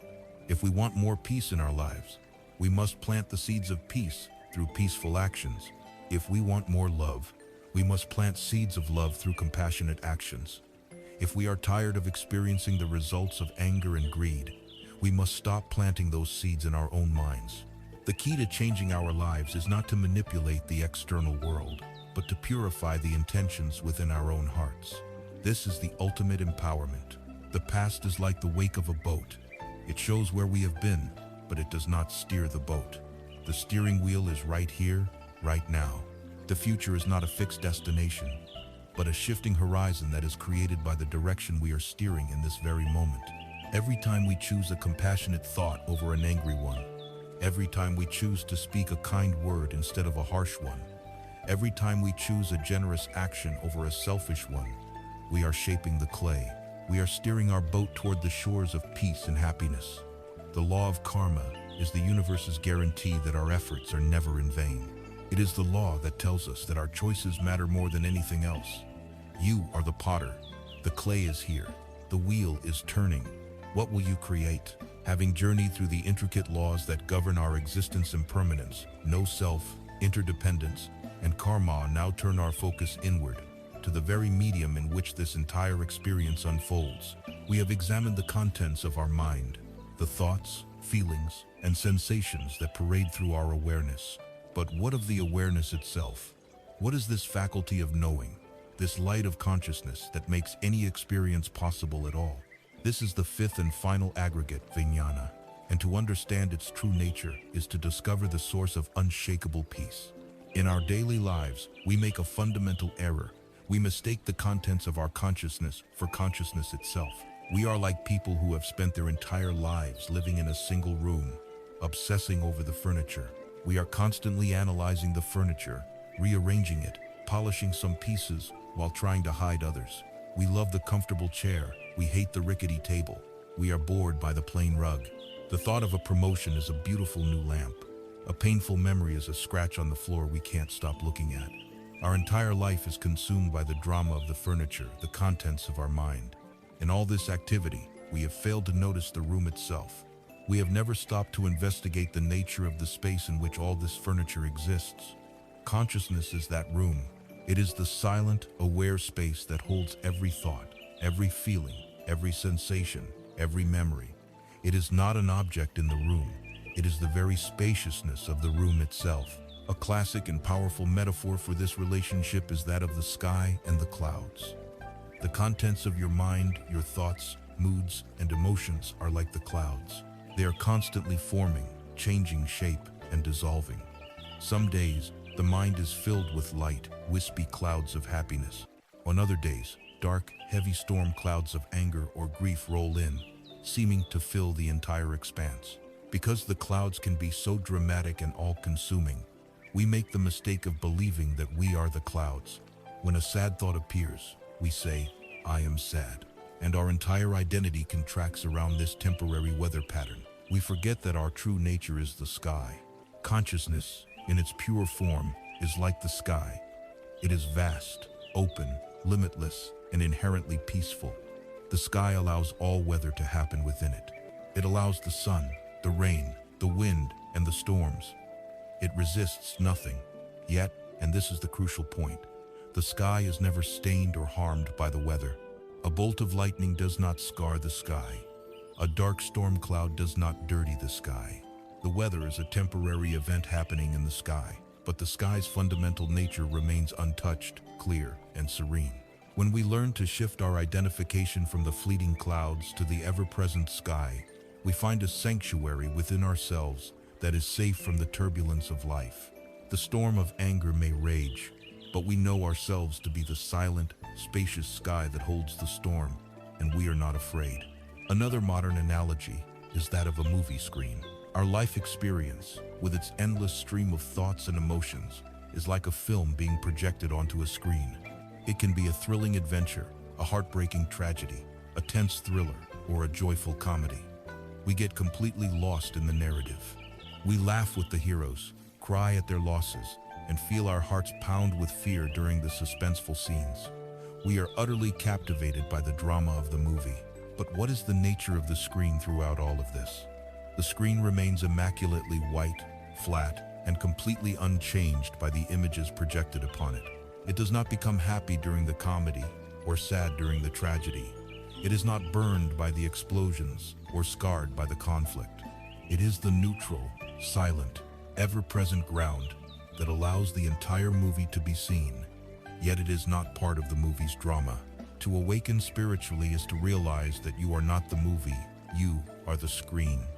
You are the fundamental, pure awareness upon which the entire drama of your life unfolds. This doesn't mean the movie stops.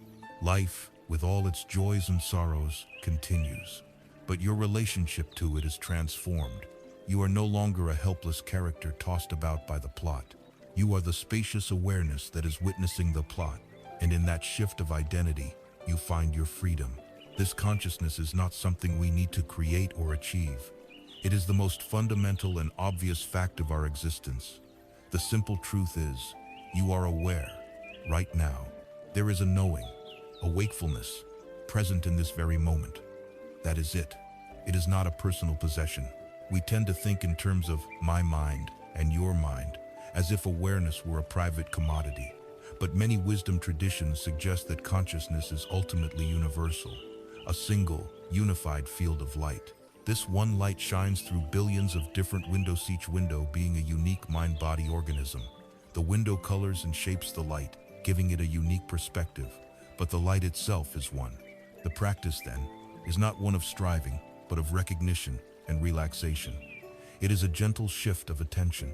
Instead of being perpetually fascinated by the objects of awareness, the next thought, the next feeling, we gently turn our attention back to the awareness itself. We can ask ourselves, what is it that is aware of this thought? Or, what is this silent, knowing presence that is here before, during, and after every experience? We can rest in the simple, raw feeling of being, the sense of I am, before we add any labels to it like, I am happy, or I am a failure. This pure sense of being is the doorway to recognizing our true nature as spacious awareness. When we discover this inner sky, we have found our true home. We realize that the peace we have been seeking in the world through accomplishments, possessions, and relationships has been here all along, as the very nature of our own mind. It is an unshakable peace, because it is not dependent on the weather. When we know ourselves as the sky, we can welcome the clouds. We can allow the storms of life to come and go, knowing that our essential being is, and always will be, serene, whole, and free. We have arrived at a pivotal understanding. Our true nature is the vast, open, and peaceful sky of consciousness, a silent awareness that is inherently free. Yet, we spend most of our lives lost in the clouds, the endless parade of thoughts, emotions, and sensations, believing ourselves to be the fleeting weather rather than the ever-present sky. The great question then becomes a practical one. How do we learn to rest as the sky? How do we untangle ourselves from the drama of the clouds? The answer, the fundamental tool and the core practice of this entire path, is mindfulness. In the Pali language, it is called sati. In recent years, the word mindfulness has become a global phenomenon. It is often presented as a life hack, a relaxation technique, or a tool to improve productivity. While it can certainly lead to these benefits, its traditional purpose is far deeper and more transformative. Mindfulness is not about emptying the mind, nor is it about forcing yourself to feel calm. At its heart, mindfulness is the energy of being present. It is the simple, radical act of paying attention to your life as it is unfolding, in the only moment you ever have, the present moment. A classic definition describes it as paying attention on purpose, in the present moment, and non-judgmentally. Let's look at this. We pay attention on purpose because our mind's habit is to be everywhere but here. We focus on the present moment because the past is a memory and the future is a fantasy. Only the now is real. And most crucially, we learn to do so non-judgmentally, dropping our habit of labeling every experience as good or bad, and simply allowing it to be as it is. To appreciate the power of mindfulness, we must first recognize the state it is an antidote to, the state of mindlessness, of living on autopilot. Think of your own life. Have you ever driven home from work and arrived in your driveway with absolutely no memory of the journey? Have you ever eaten an entire meal while watching a screen, only to look down at your empty plate with surprise, having not truly tasted a single bite? Have you ever been in a conversation, nodding and smiling, while your mind was actually millions of miles away, planning your weekend or replaying an old argument? This is the autopilot mind. We are physically present, but our consciousness is hijacked by the past and the future. We live our lives like ghosts, sleepwalking through our most precious moments. Mindfulness is the gentle, compassionate act of waking up from this dream. It is the choice, made over and over again, to arrive fully in our own life. This practice does not require a special time or place. It is the art of bringing a curious and kind attention to the ordinary activities of our day. The most fundamental anchor for this practice is the breath. Your breath is always with you, and it is always happening in the now. You can't breathe in the past or in the future. At any moment, you can simply bring your attention to the physical sensation of the breath flowing in and flowing out. You don't need to control it or change it. Just feel the cool air at the tip of the nostrils, or the gentle rise and fall of your abdomen.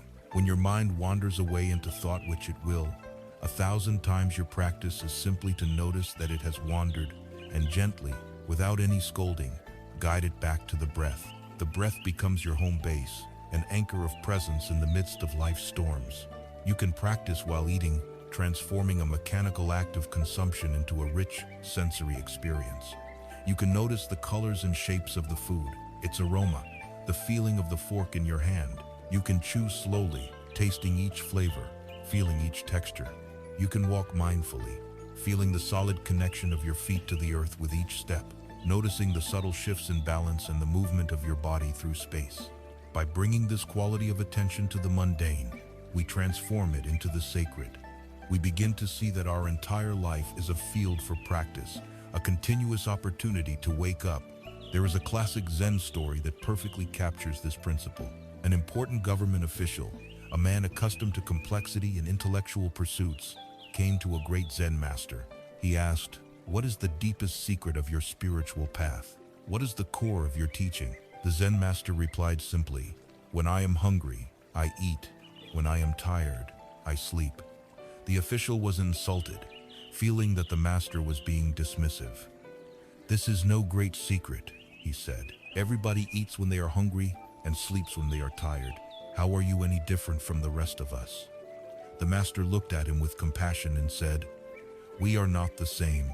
When an ordinary person eats, their mind is not here with the food. It is in 100 other places.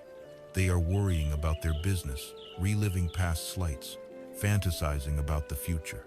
When they lie down to sleep, they do not truly rest. They are lost in 1,000 dreams and anxieties. But when I eat, I just eat. My whole being is present with the act of eating. When I sleep, I just sleep. There is nothing else. In this, all the difference in the world is found." The most profound gift of mindfulness is the creation of a space. In the untrained autopilot mind, there is no space between a stimulus and our reaction to it. Life happens, and we react instantly based on a lifetime of conditioning. A driver cuts you off in traffic, stimulus, and rage immediately explodes, reaction. The feeling of boredom arises, stimulus, and you instinctively reach for your phone to numb it, reaction. We are like puppets, and our habits are the strings. Mindfulness inserts a sacred pause into this chain reaction. The driver cuts you off, stimulus, and because you are mindful, you notice the flash of anger arising in your body as pure sensation.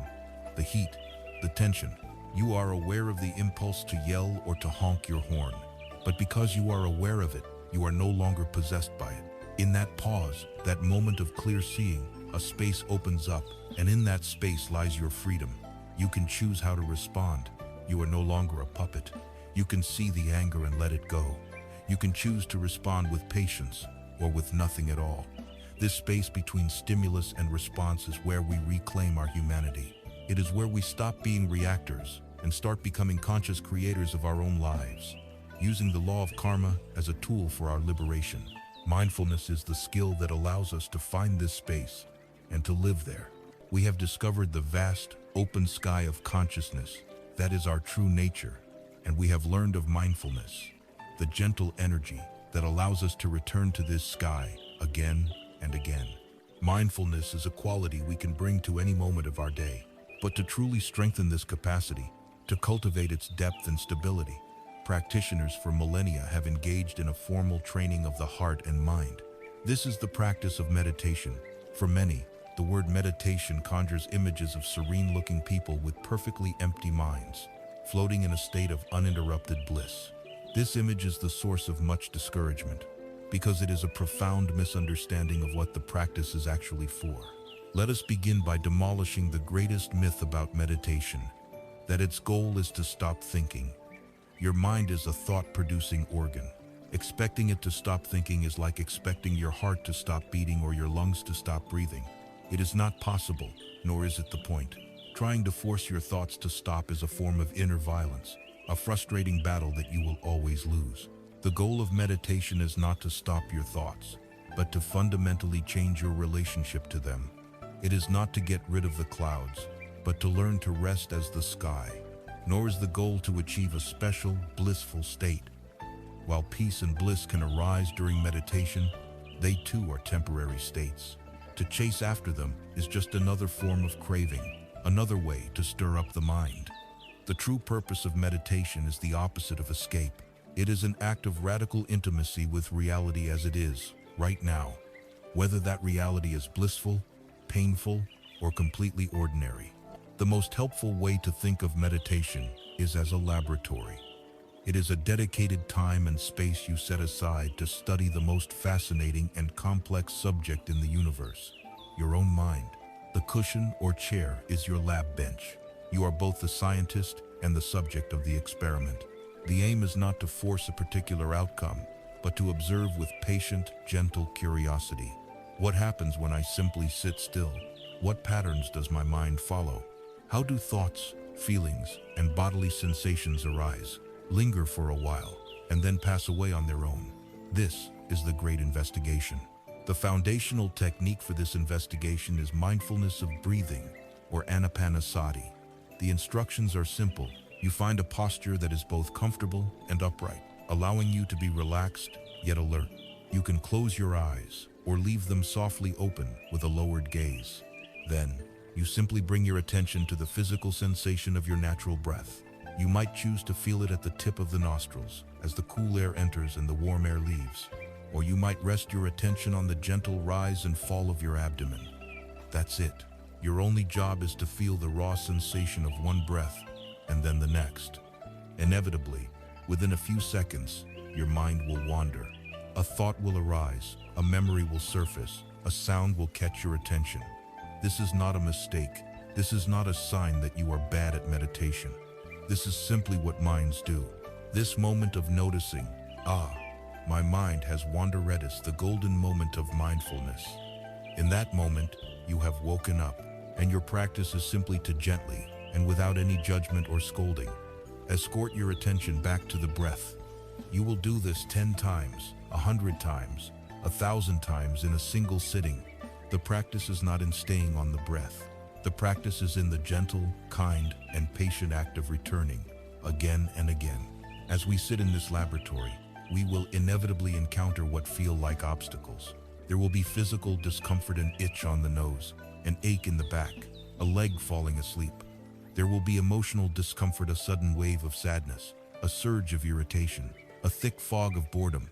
There will be mental discomfort, a restless, agitated mind that refuses to settle down.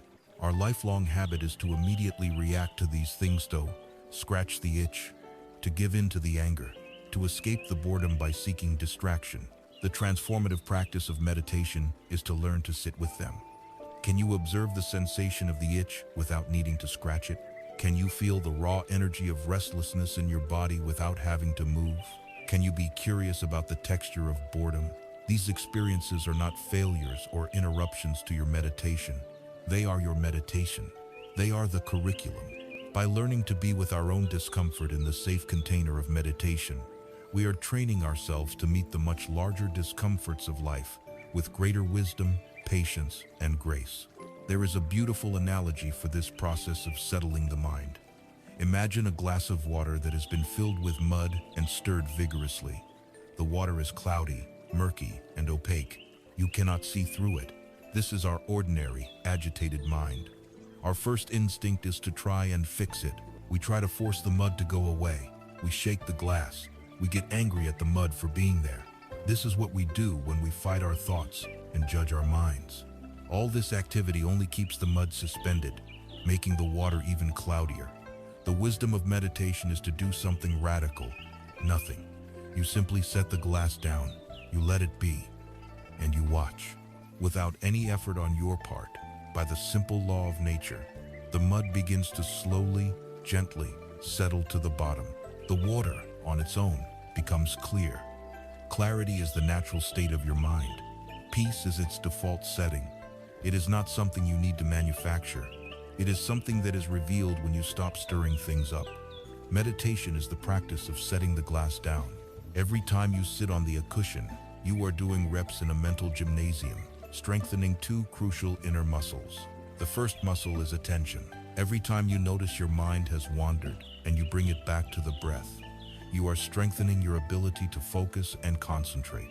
This is the bicep curl of the mind, and its benefits will spill over into every area of your life. The second, and perhaps more important, muscle is compassion. Every time you bring your mind back gently, without scolding yourself for getting distracted, you are actively rewiring your brain for self-kindness. You are replacing the harsh inner critic with a warm, encouraging inner friend. For many of us, This is the most profound transformation of all learning, to be on our own side. Meditation, then, is not an escape from life, but a courageous training for it. It is the formal, dedicated time we take to remember that we are the sky, not the clouds.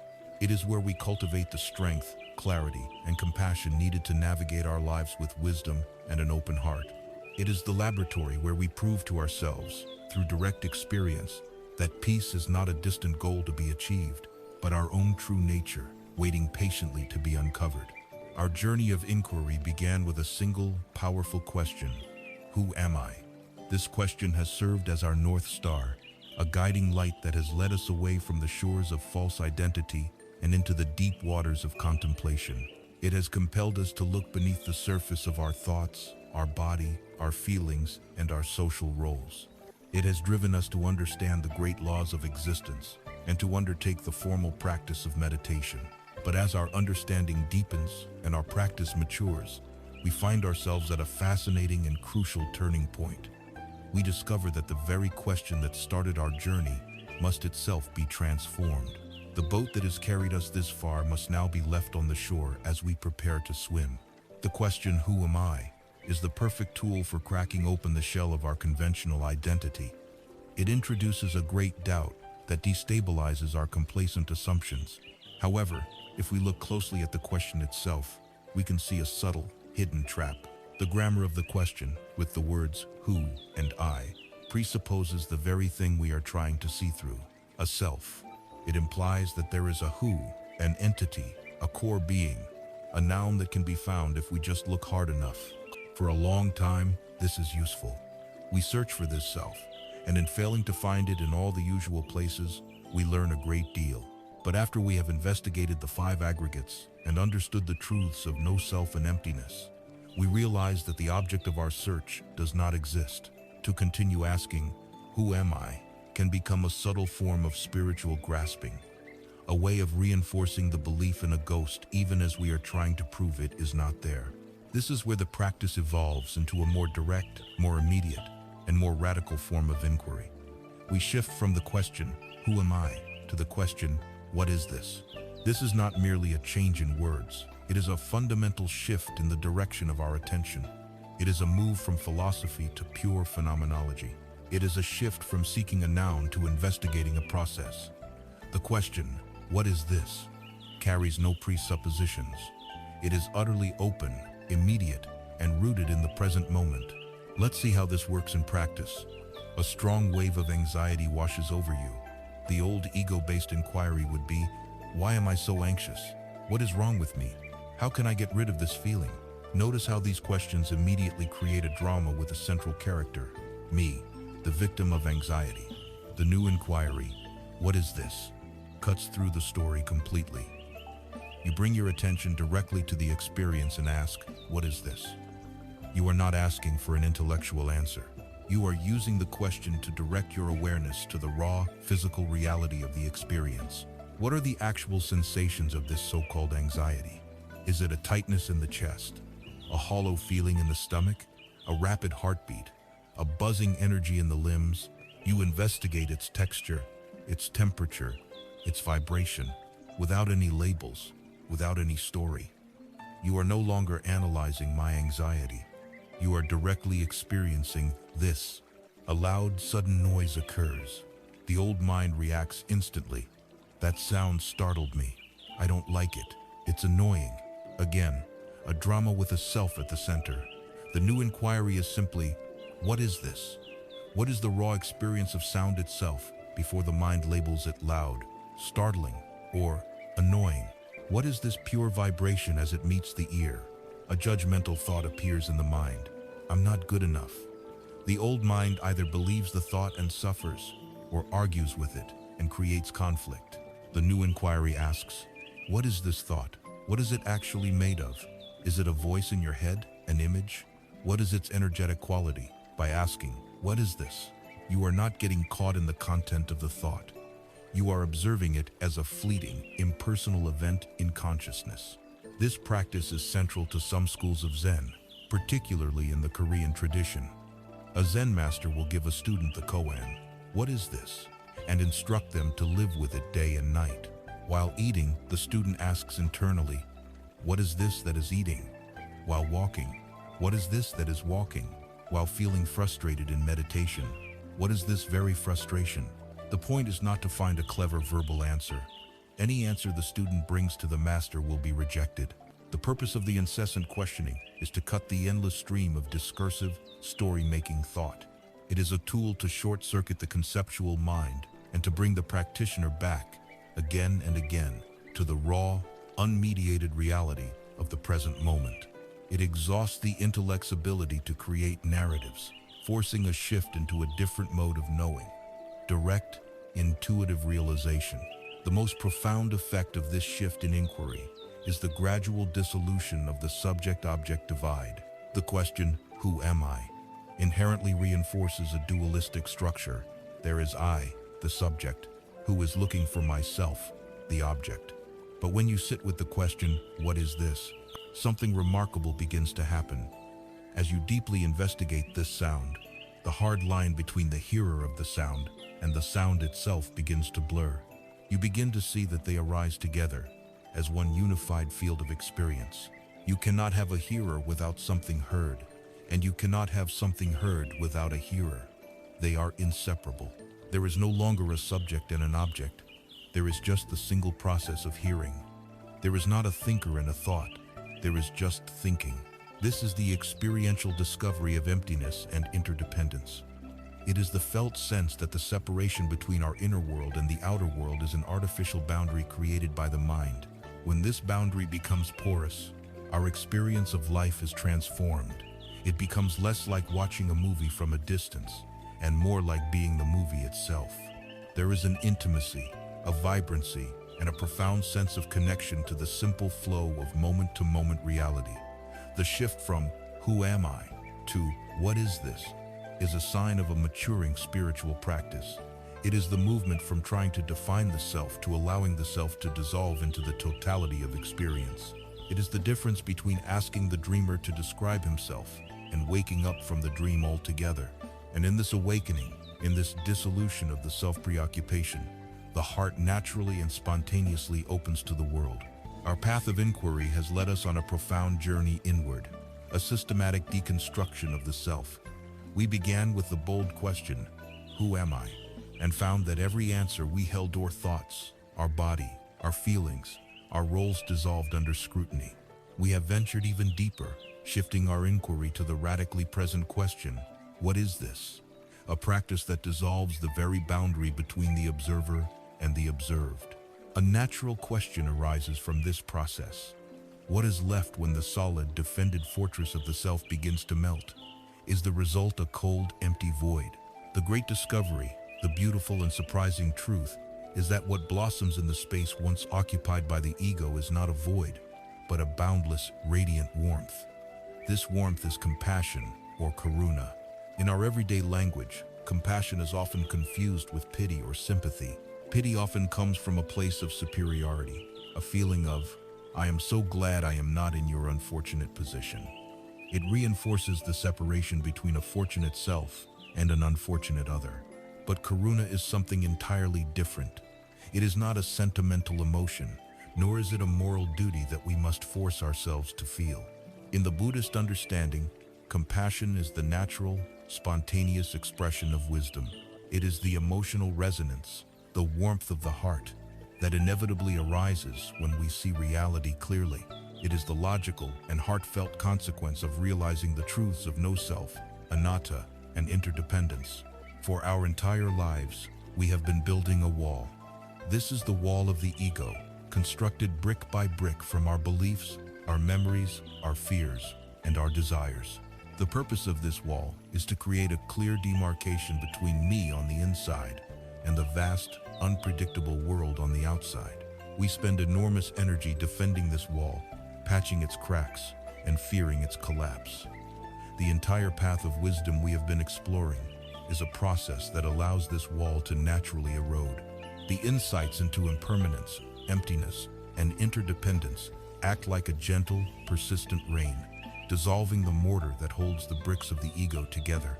When this wall crumbles, our perspective shifts completely.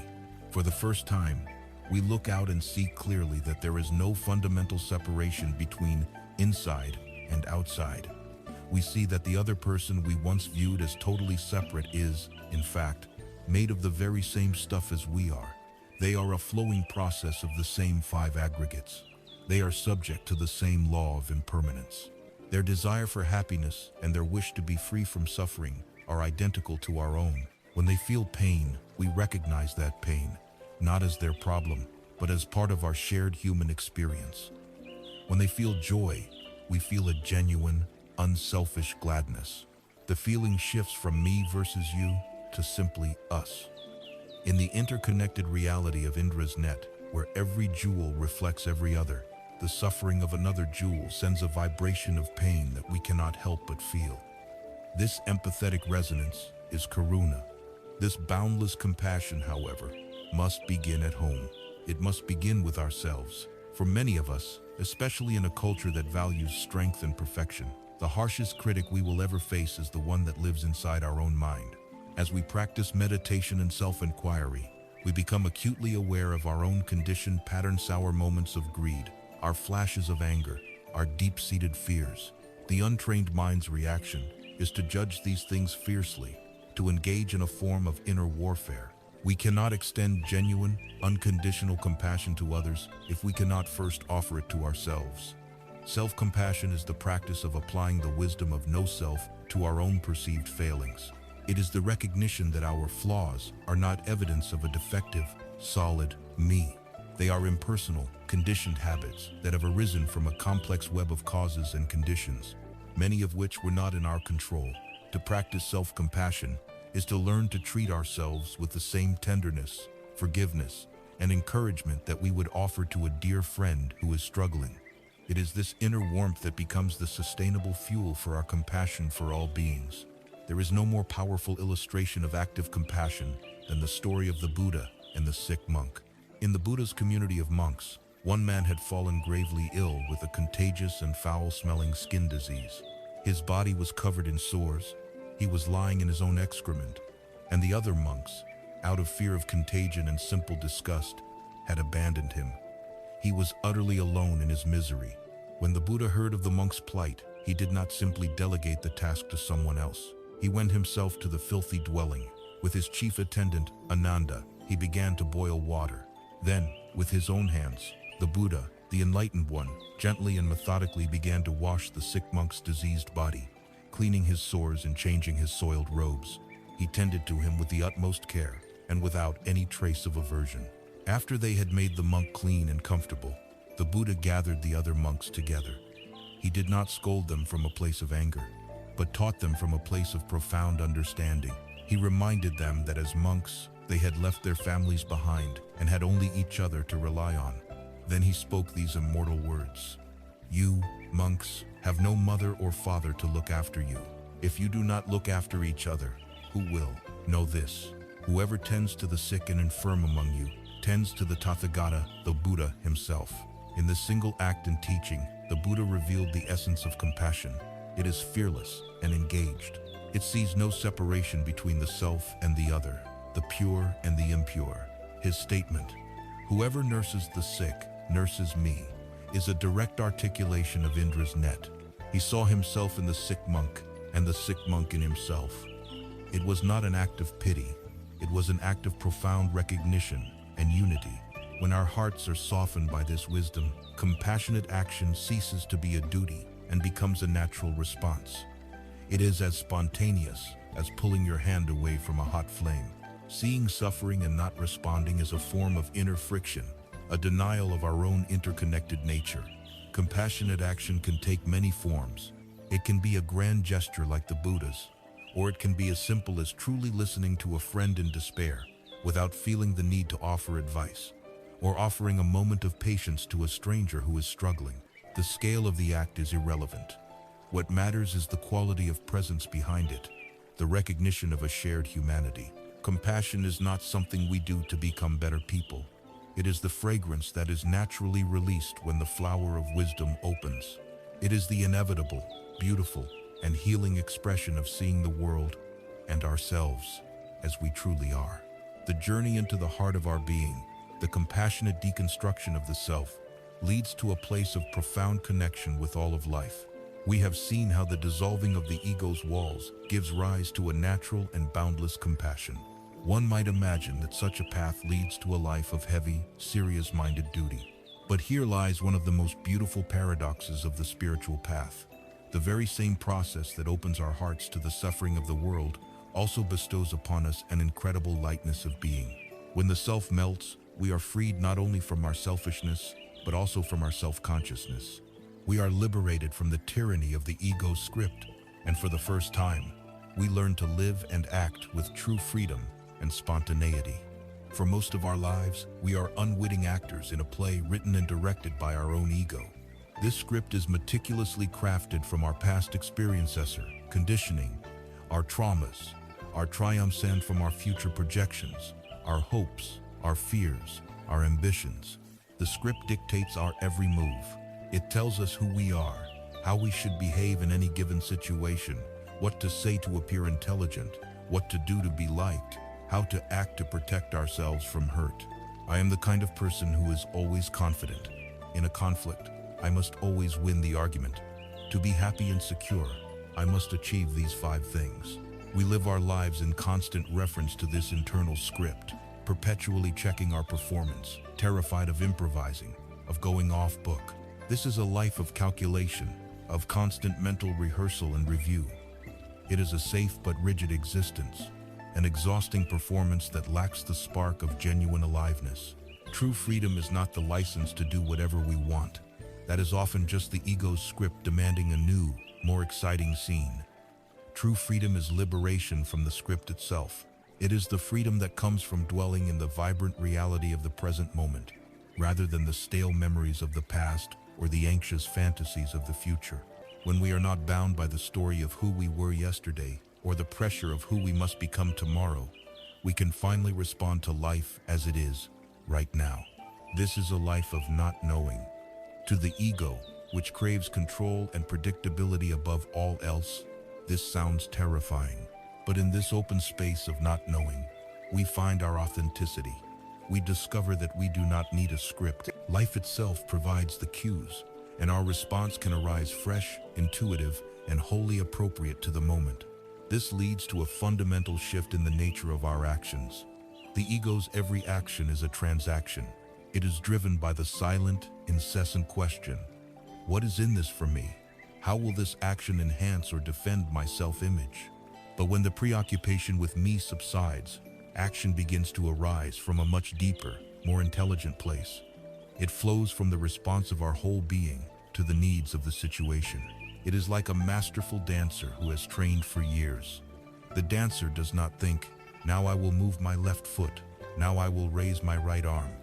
The thinking mind is silent. The dancer merges with the music, becoming an instrument of the dance. The action happens through them, not by them. This is the essence of the Taoist concept of Wu Wei, often translated as effortless action or non-doing. It does not mean being passive or lazy. It means acting in perfect, spontaneous harmony with the natural flow of life, without the friction and self-conscious resistance of a separate doer. There is a classic Zen story that brilliantly illustrates this shift from conceptual, scripted living to direct, spontaneous reality. The great master Matsu was walking with his disciple, Huai Hai, when a flock of wild geese flew overhead. Matsu pointed and asked, "What is that?" "They are wild geese, master," replied the disciple, correctly identifying the phenomenon. Matsu then asked, "Where have they gone?" Huai Hai, thinking logically within the conceptual framework of time and space, answered, "They have flown away." In that moment, the disciple was no longer with reality. He was in his head, in the memory of the geese, in the concept of their departure. He had lost the present moment. Suddenly, Matsu grabbed Huai Hai's nose and twisted it with all his might. Huai Hai cried out in pain. Matsu then declared, "You say they have flown away, but they have been here from the very beginning." The sharp, undeniable pain in his nose was a jolt of pure, unmediated reality. It shattered his conceptual train of thought and brought him crashing back into the present moment. The master's point was that reality is never gone. It is always right here, right now. The story of the geese was in the past, but life itself, the air, the sky, the feeling of his own body, the pain in his nose had never left. The scripted life is the life that chases after the story of the geese. The free, spontaneous life is the one that abides in the ever-present reality that the pain in the nose reveals. It is from this state of unscripted presence that true creativity and joy are born. The ego script is, by its nature, repetitive. It can only produce variations on themes it has already learned from the past. All genuine breakthroughs in art, in science, in business, in human relationships arise from the open space of not knowing, from an intuitive leap that is not a product of the logical, linear mind. This is also the source of a deeper kind of joy. The pleasure the ego seeks is always conditional, dependent on getting what it wants and arranging the world to its liking. But the joy that arises in a free heart is unconditional. It is the simple, profound delight of being alive. It is the joy of the dancer merged with the dance. The joy of participating fully in the great, mysterious unfolding of existence, without the heavy burden of having to be somebody. It is the joy of being surprised by your own life, because you have finally stopped trying to control the plot. This is the freedom of living without a script, a life of authentic, moment-to-moment discovery. We have explored the path of dissolving the self, leading to a life of open-hearted compassion and unscripted spontaneity. This journey into freedom sounds beautiful, a gentle unfolding into the light. And in many ways, it is.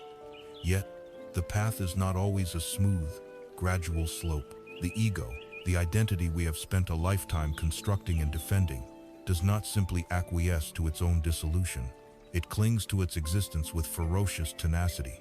For many who tread this path deeply, the final breakthrough into lasting freedom is preceded by a profound inner crisis, a spiritual crucible where the old self is burned away to reveal what is true. In the Zen tradition, this intense, transformative process is often described in three profound stages: the great doubt, the great death, and the great life. The journey begins with great doubt, Daigidan. This is not the ordinary, intellectual doubt of a skeptic. It is not a question of whether a particular doctrine is true or false. Great doubt is a deep, visceral, all-consuming state of not knowing. It arises when we take our inquiry, whether it is, "Who am I?" or "What is this?" to its absolute limit. We diligently peel back the layers of our identity. I am not my job. I am not my body. I am not my feelings. I am not my thoughts. I am not my roles. We discard every answer the mind can possibly generate. We are left looking for the looker, trying to see the seer, and we fail. Every conceptual foothold, every philosophical resting place, crumbles beneath our feet.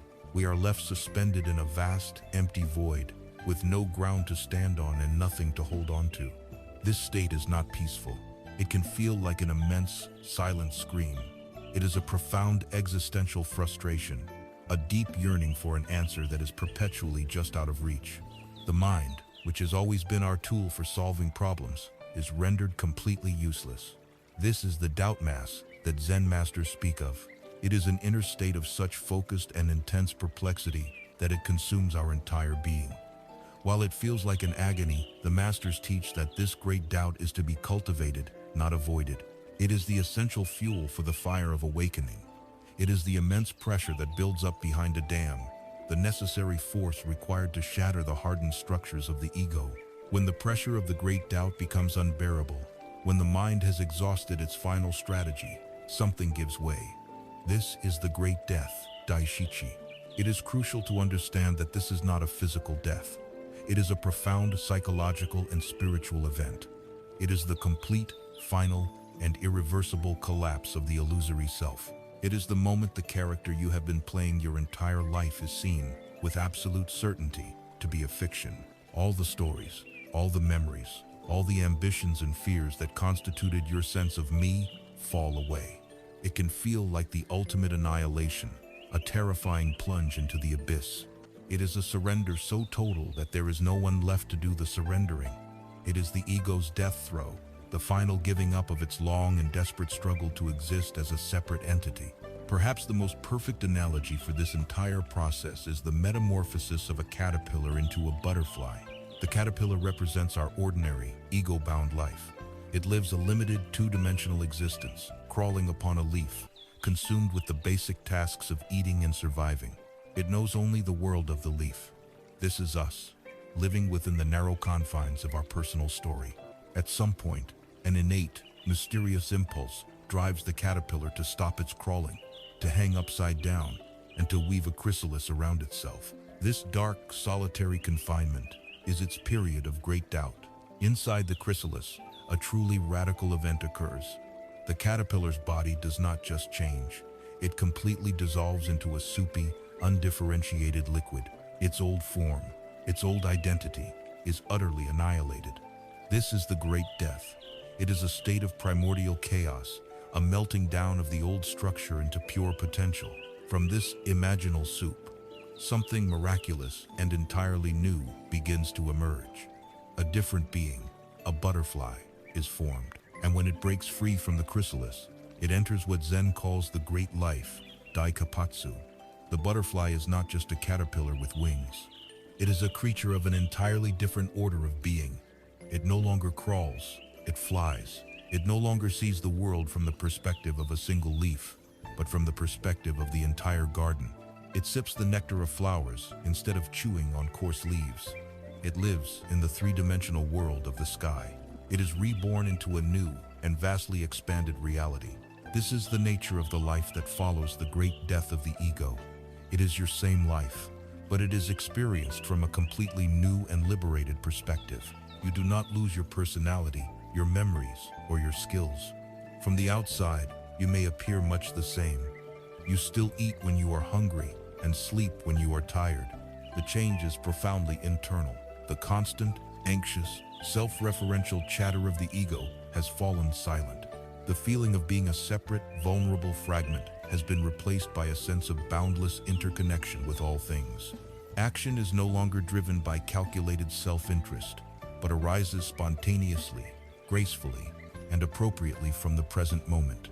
There is a deep, abiding peace that is no longer dependent on whether circumstances are pleasant or unpleasant.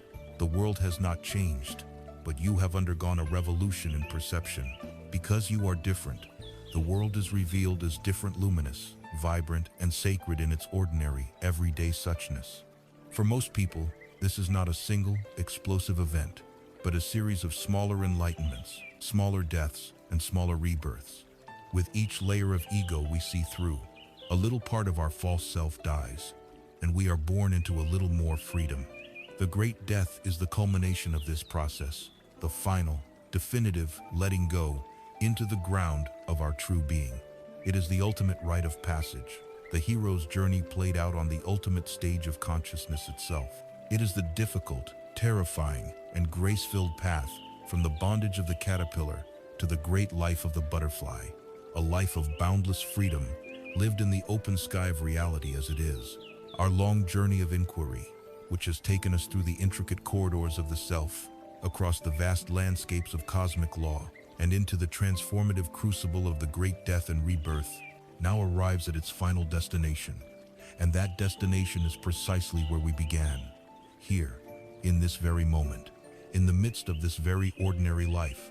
Having explored such profound and dramatic concepts, it is easy to imagine that the goal enlightenmentis, an otherworldly state, a supernatural achievement that catapults one into a different dimension of being. The final and perhaps most crucial wisdom is to let go of this myth. The ultimate realization is not an escape from our humanity, but a total, unconditional immersion in it. Popular culture and the projections of our own egos have painted a fantastical picture of enlightenment.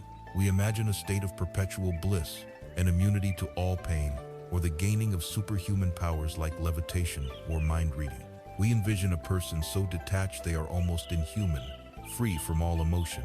This is the ego's final and most subtle trick, to turn awakening into the ultimate personal accomplishment, another shiny object to be acquired. The truth is infinitely more simple, more accessible, and more beautiful. Enlightenment is not the acquisition of something new. It is the complete and final cessation of a fundamental misunderstanding. It is the end of the illusion of being a separate self.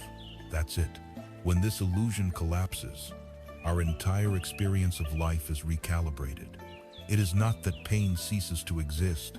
The enlightened person still feels the ache of a body that ages, the sting of a sharp word, the sorrow of losing a loved one. The waves of life, both pleasant and unpleasant, still arrive at the shore. The difference is that they no longer suffer from them. When pain arises, it is simply pain, a raw, physical sensation without the second, venomous arrow of mental suffering. The story of, why is this happening to me? This is unfair. I can't bear it. When joy arises, it is savored fully and completely, without the anxious, clinging second arrow. I must hold on to this. What if it goes away? There is no longer a fragile me at the center of experience that needs to be defended from pain or that needs to grasp at pleasure. There is just the open, spacious awareness of life as it unfolds. A famous Zen saying encapsulates this perfectly. Before enlightenment, chop wood, carry water. After enlightenment, chop wood, carry water. The external activities of life do not necessarily change. The great shift is internal. Before enlightenment, the person chopping wood is not really there. Their body is performing the task, but their mind is lost in a labyrinth of thought. They are worrying about money, replaying a past argument, fantasizing about a future success. The act of chopping wood is a chore, a means to an end. After enlightenment, the person chopping wood is simply chopping wood. Their entire being is present with the experience, the weight of the axe, the sharp scent of the pine, the solid thud as the blade bites into the wood. The act is no longer a means to an end. The act is the end. It is life itself, manifesting fully and completely in that moment. The mundane chore has become a moving meditation, a sacred dance. The ordinary has become luminous. Another great Zen master, Chingwan Weichen, described the journey in 3 stages. Before I began my Zen practice, he said, I saw mountains as mountains and rivers as rivers. This is the state of our conventional, unquestioning reality. We see the world at face value. A mountain is a solid thing. A river is a body of water. There is a simple, naive realism. Then, after I had gained some insight, he continued, I saw that mountains are not mountains and rivers are not rivers. This is the deconstructive phase of the spiritual path, the journey we have been on. We analyze the mountain and see it is not a solid thing at all, but a dynamic process of geology, made of countless non-mountain elements, empty of any separate self. We see the river as just a label for a ceaseless flow of changing water molecules. The solid world of our concepts begins to dissolve. This can be a disorienting, intellectual, and analytical stage. But now that I have found the place of rest, he concluded, I see mountains once again as mountains, and rivers once again as rivers. This is the return. This is the great life. After the deconstruction and the direct, non-conceptual realization, we re-engage with the world. We look at the mountain, and it is just a mountain. We see the river, and it is just a river. But it is not the same as the first stage. Now we see the mountain in its absolute suchness, in its magnificent, ordinary reality. We see it as both the solid, majestic form it appears to be, and as the empty, impermanent, and interconnected process we know it to be. The two realities have merged into one. The world has not changed, but our perception is so clear, so unclouded by the filter of the ego, that the world is re-enchanted. The mountain is more profoundly a mountain than ever before. Its very ordinariness is seen to be a miracle. This is the essence of the life lived after awakening. It is a life of profound appreciation for the simple, sensory reality of this moment. The taste of a sip of water, the feeling of cool breeze on your skin, the intricate pattern on a leaf, the sound of a child's laughter. These are no longer the background details to the important story of me. They are the story. They are everything. Life ceases to be a problem that needs to be solved and becomes a mystery that is to be lived moment by moment. There is a deep and abiding trust in the flow of things, a relaxation into the unfolding of what is. The anxious striving for something more, something better, something different is gone. In its place is the quiet, luminous joy of being fully present with what is already here. This is the great treasure we were seeking all along, and we discover that it was never lost. It was buried in our own backyard, hidden only by our relentless search for it somewhere else. Enlightenment is not about becoming a god. It is about finally, completely, and courageously becoming human. Our journey together, much like the journey of our symbolic friend David, began with one of the most fundamental questions a human being can ask. Who am I? This question arose not from idle curiosity, but from a place of deep unease, a sense of emptiness and suffering that permeates so much of modern life. Together, we began to peel back the layers we have long mistaken for our true selves. The relentless stream of our thoughts, the ever-changing sensations of our physical body, the fleeting waves of our emotions, and the various social roles we play. We looked deeply, expecting to find a solid, unchanging core at the center of it all, a final answer to our search. Instead, we discovered something far more radical and liberating. Behind all these layers, there is a spacious emptiness, a profound interconnection with all of life, and the ceaseless reality of change. We came to realize that the spiritual journey is not about finding a final answer to who we are, but about the freedom that comes from letting go of the search itself. The profound peace you have been looking for is not waiting for you in a future answer, a final achievement, or a moment of perfect understanding. It is here, now.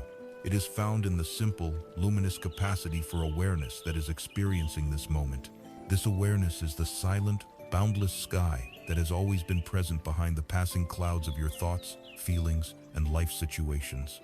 You do not need to become someone else or a better version of yourself in order to be whole. You already are that wholeness. It is your very nature, simply waiting to be recognized. The answer to the question, who am I, is not a new label or a clever concept. The answer is the living, breathing, vibrant aliveness of this very moment. And so, this path of discovery does not demand that you retreat to a mountain or enter a monastery. Your laboratory is your life. Your tools are the most intimate things you possess. The simple rhythm of your own breath and the gentle power of your attention. Every moment of frustration in traffic, every wave of anxiety about the future, every flicker of simple joy is a golden opportunity to pause, to inquire, what is this? And to return to the immediate reality of your senses. This is the practice. The long journey to freedom from suffering begins, always, with a single step, taken over and over again. The simple, courageous act of turning inward.